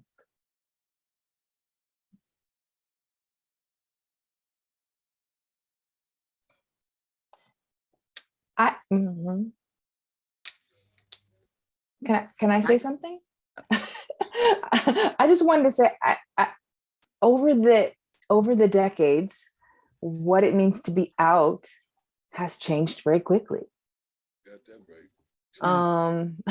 And how people feel about that is such a spectrum of personal and public and political intensity. I think it's really difficult to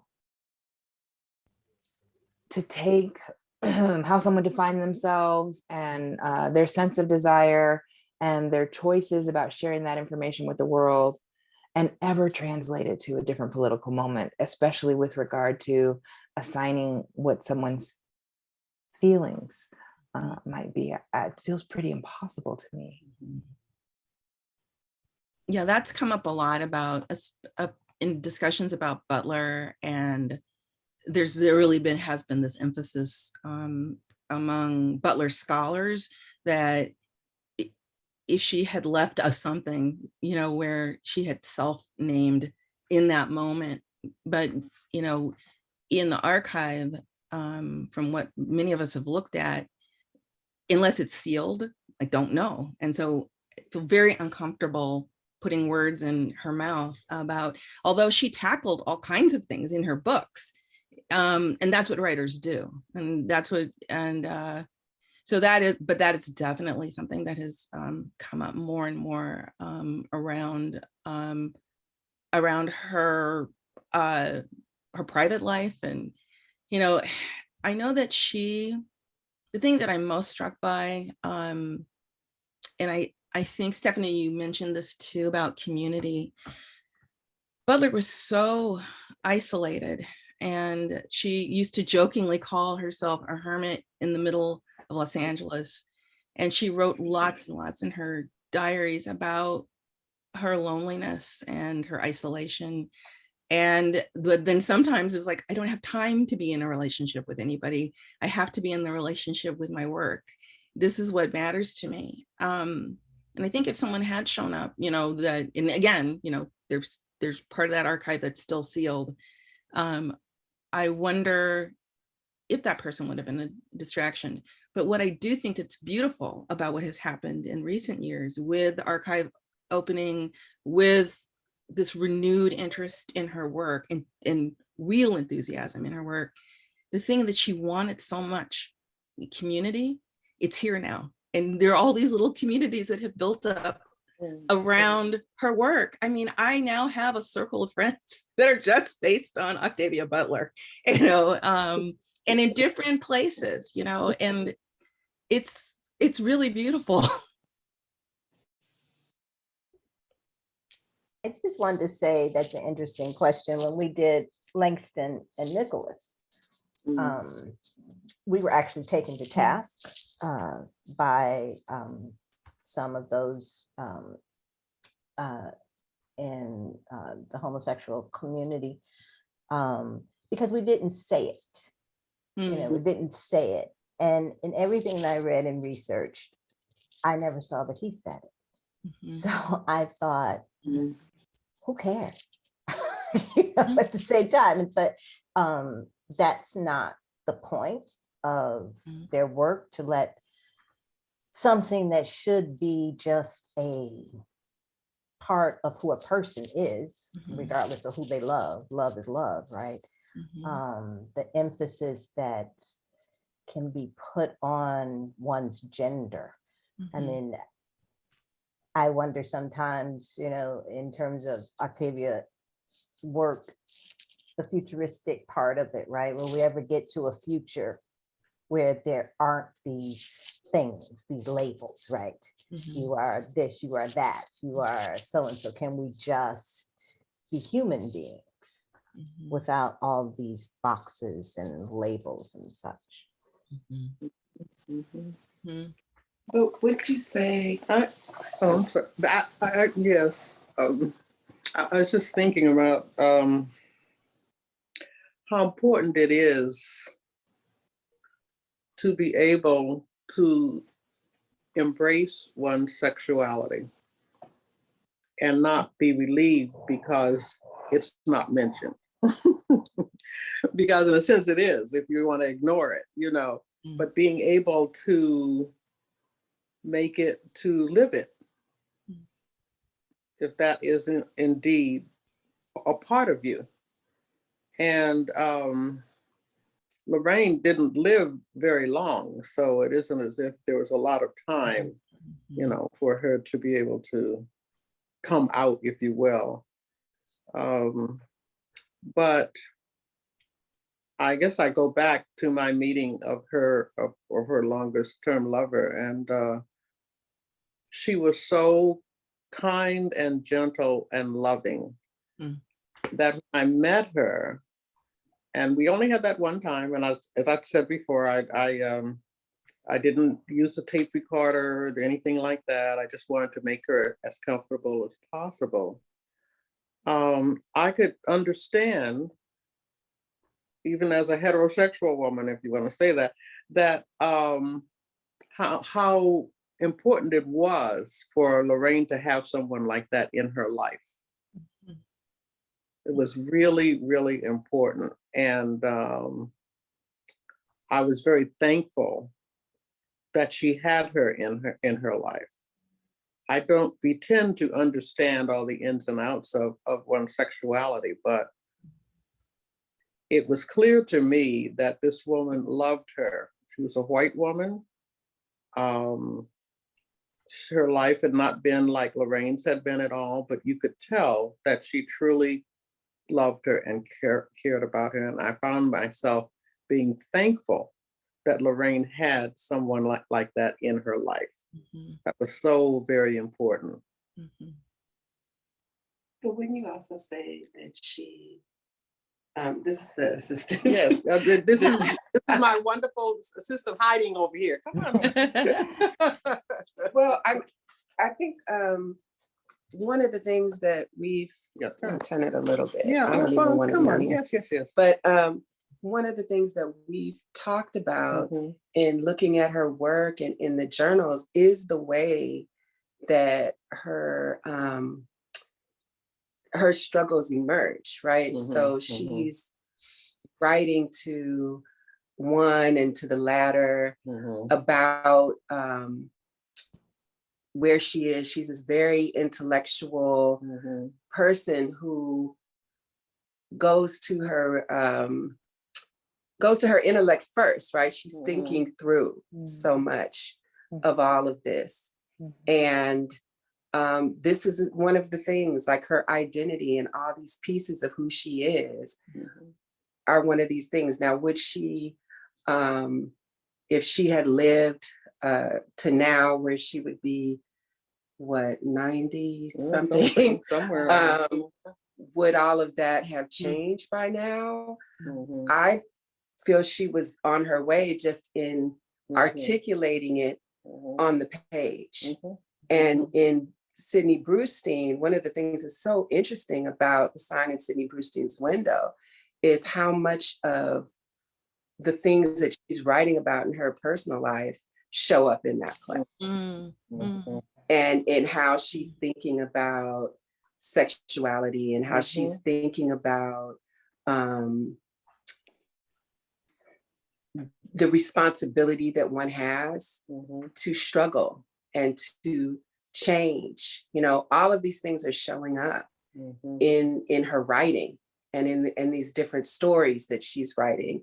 So I think, I mean, you know, you can't, I like what you say, Stephanie, you can't just automatically jump to what somebody would do.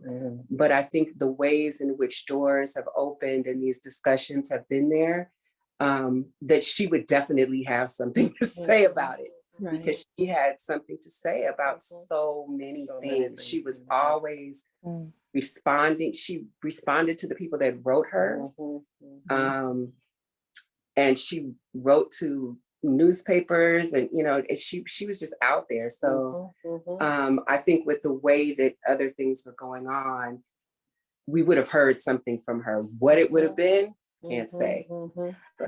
I feel like, yeah. Oh, so go ahead, Professor Wilkerson. Well, I was just going to say quickly that I'm so glad that Cece said that and spoke up, because it makes me think about what would our world be like had she lived and continued her journey and sharing it, you know, very, very important. And we lost a lot when we lost her. I'm so glad you said that.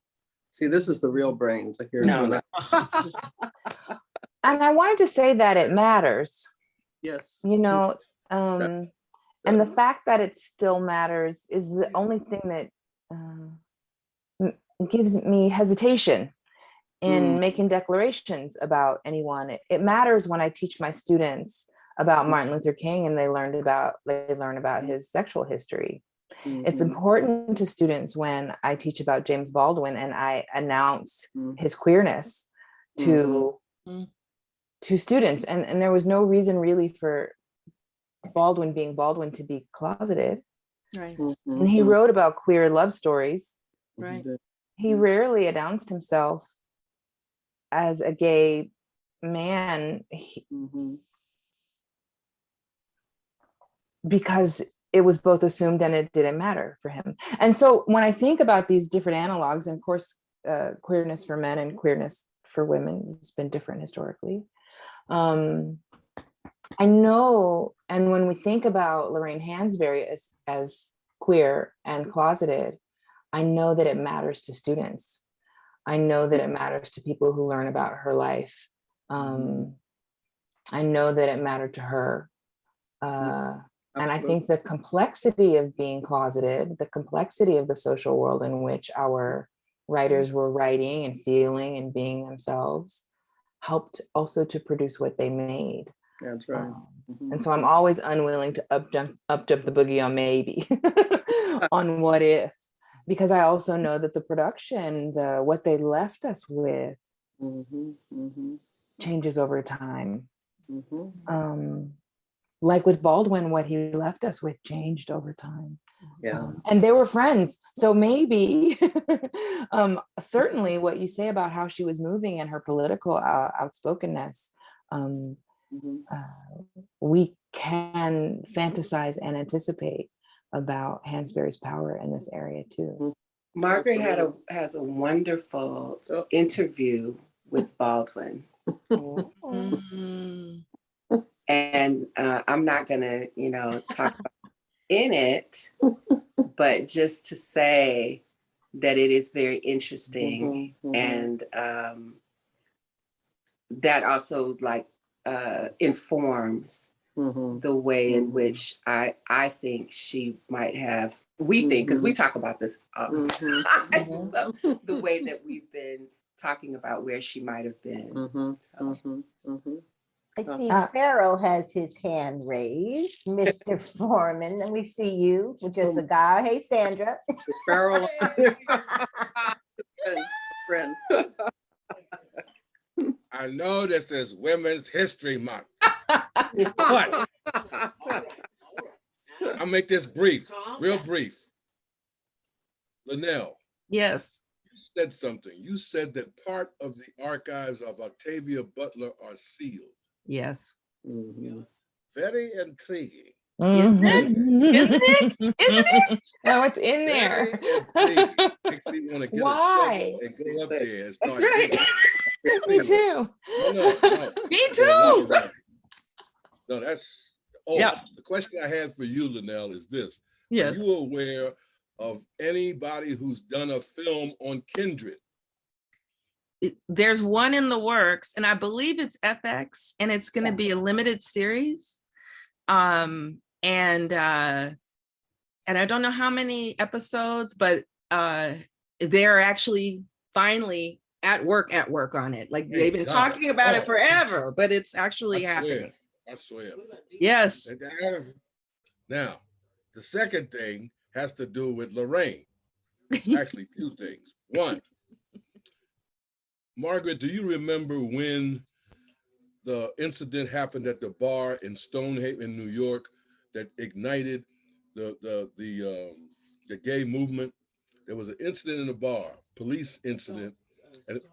Stonewall. Something. It was the name of the bar. Stonewall.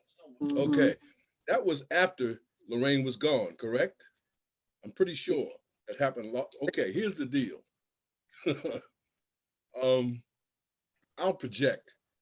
Knowing Lorraine's intellect and how she wrangled with issues, was not afraid to confront critics, face up in the paper, and if she didn't get published, in fact, I don't know how many letters she wrote that they never got into the editorial pages. Okay, when she took people on and she smashed them. Okay, we both know this. Okay, I think she would have outed herself, and she would have become a spokesman. Oh yeah. See, because here's the deal. Think about her ability just in the journal writing and also in the speeches she gave. She would have been writing essays about this stuff. And also keep in mind, you know, the feminists, that when she read, what was The Second Sex by Bouvier or whatever? Anyway, bottom line is, oh yeah, she would have been a definite activist for sure. For sure. That's just my opinion, you know, and from listening at the shoulder of a certain person who's been working on this biography a while, yes, I definitely believe that would be true. Oh yes. That's it. That's all I got to say. Go back to the. That's enough. Oh, Cheryl, one thing for you, Cheryl. I need to talk to you about this platform. Okay, he always calls me Cheryl. Okay. I don't know why I want to say Nancy, Cheryl, David. Anyway, Nancy. It's okay. I want to talk. Excuse me a second. Would you stop for the peanut gallery? Lord, Anyway, mercy. the woman is back here chirping, Lord, and it's really a problem. Jesus. See, You know, this is why you some don't stay married for a long You know, time. See, this is forever. Understand this? Nancy, Forever. it's Nancy, And this, not Cheryl. and this is being Oh, recorded. Lord, This is being Nancy, recorded. See, Nancy. this has got another play here. You know what I'm How saying? long you I been think doing So, Gotta play. This is what happens when dramatists get together. exactly. Yeah, just you know, text me, email, we'll chat. We'll chat for sure. Yeah, For sure. because Yeah, it's a I got a fascinating long place. history with these people. I'll explain it to you. Okay. Okay. I want to thank you guys so much for being here. Ms. George, Professor Wilkerson, I wanted to leave the floor open for you to close us out.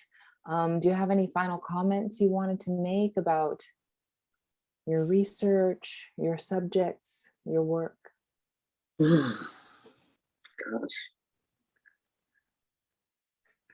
I Shut up, Carol. Oh man, I didn't say anything. I didn't say a thing. are there enough hours in the day? I don't know. No, but Right. this has really been wonderful. This conversation, I really appreciate it, and I want to say that you raised some really critical questions, and we just kind of wrestled with them, you know. But as much as we discuss these kinds of subjects, I always learn something in everyone, you know. And I think, and I say that to encourage all of us to keep talking to each other and to others who we haven't talked with. I thought this was a great discussion. I really, really have enjoyed it. And I want to thank all of you for your brilliant minds and for sharing. And we could go on. Yeah. Yeah, I want to thank Dr. Wilkerson. I cannot wait to read your book. So, and find out what you have mined in these interviews, and to deepen this portrait of Lorraine Hansberry, because that's what I felt like, you know, there's this meme and t-shirt that I've been seeing about Octavia Butler, where it just says, read Octavia Butler. And this idea that without us having these conversations, without us reading these women's works, they become past tense. And right now, more than ever, they feel to me so vibrant because of these discussions and the work that people are doing. So I'm so grateful that Nancy, that you reached out to me to participate in this. I was so thrilled. And, you know, every little bit I can do to just put a book or 3 in people's hands, you know, whisper some things in their ear. You should check this out. It's so important. It really does go a long way. Right. Right. Well, it is my great pleasure. Pico near Vermont. That was Inner City Cultural Center. I was asking that, answering that question in the chat. Oh yeah.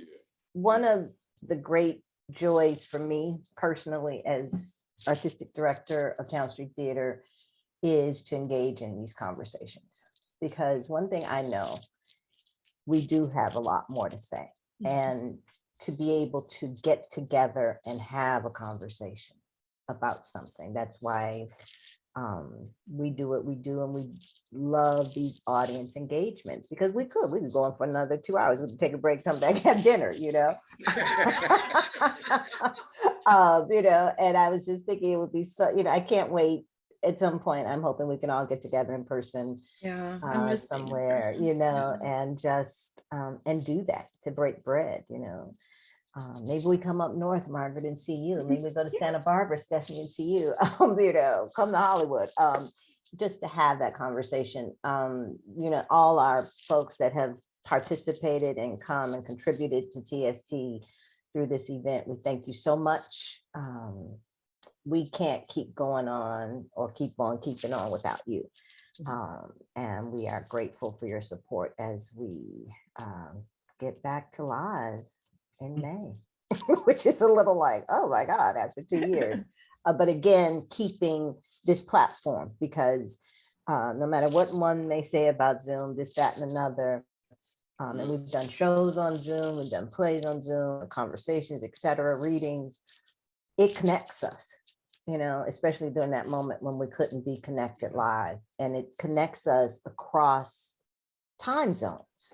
You know, Nancy Renee's in DC. She can't be here with us live, right? You know, Cheryl is in Arizona. I mean, we just have people all across the country and the world sometimes who come to these things. So it has opened up our, to use a pun, I'm not a writer, our window, so to speak. And I just want to say thank you, thank you, thank you. And Stephanie, you know, I love you.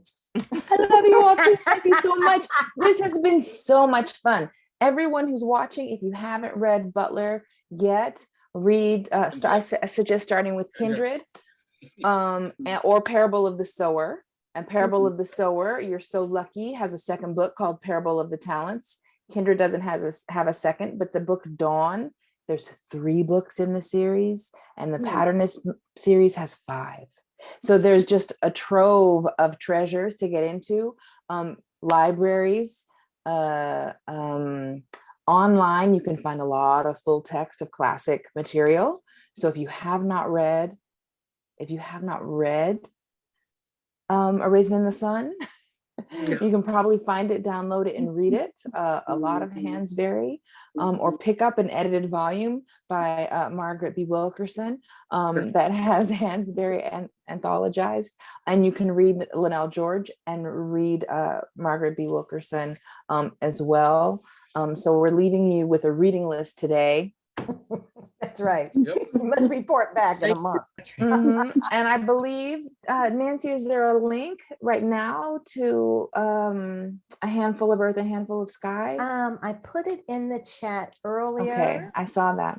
Yep, but what I will do, because this is not my, oh, there it is right there. I'm gonna copy it again, right quick, and see if I can do that to everybody. Me zooming around, that's is why our, just want to say some special thanks also to our technical guru, Ms. Christina Raw. Thank you so much. And also to May for doing our great pre-show. As you see, the pre-show graphics are showing themselves.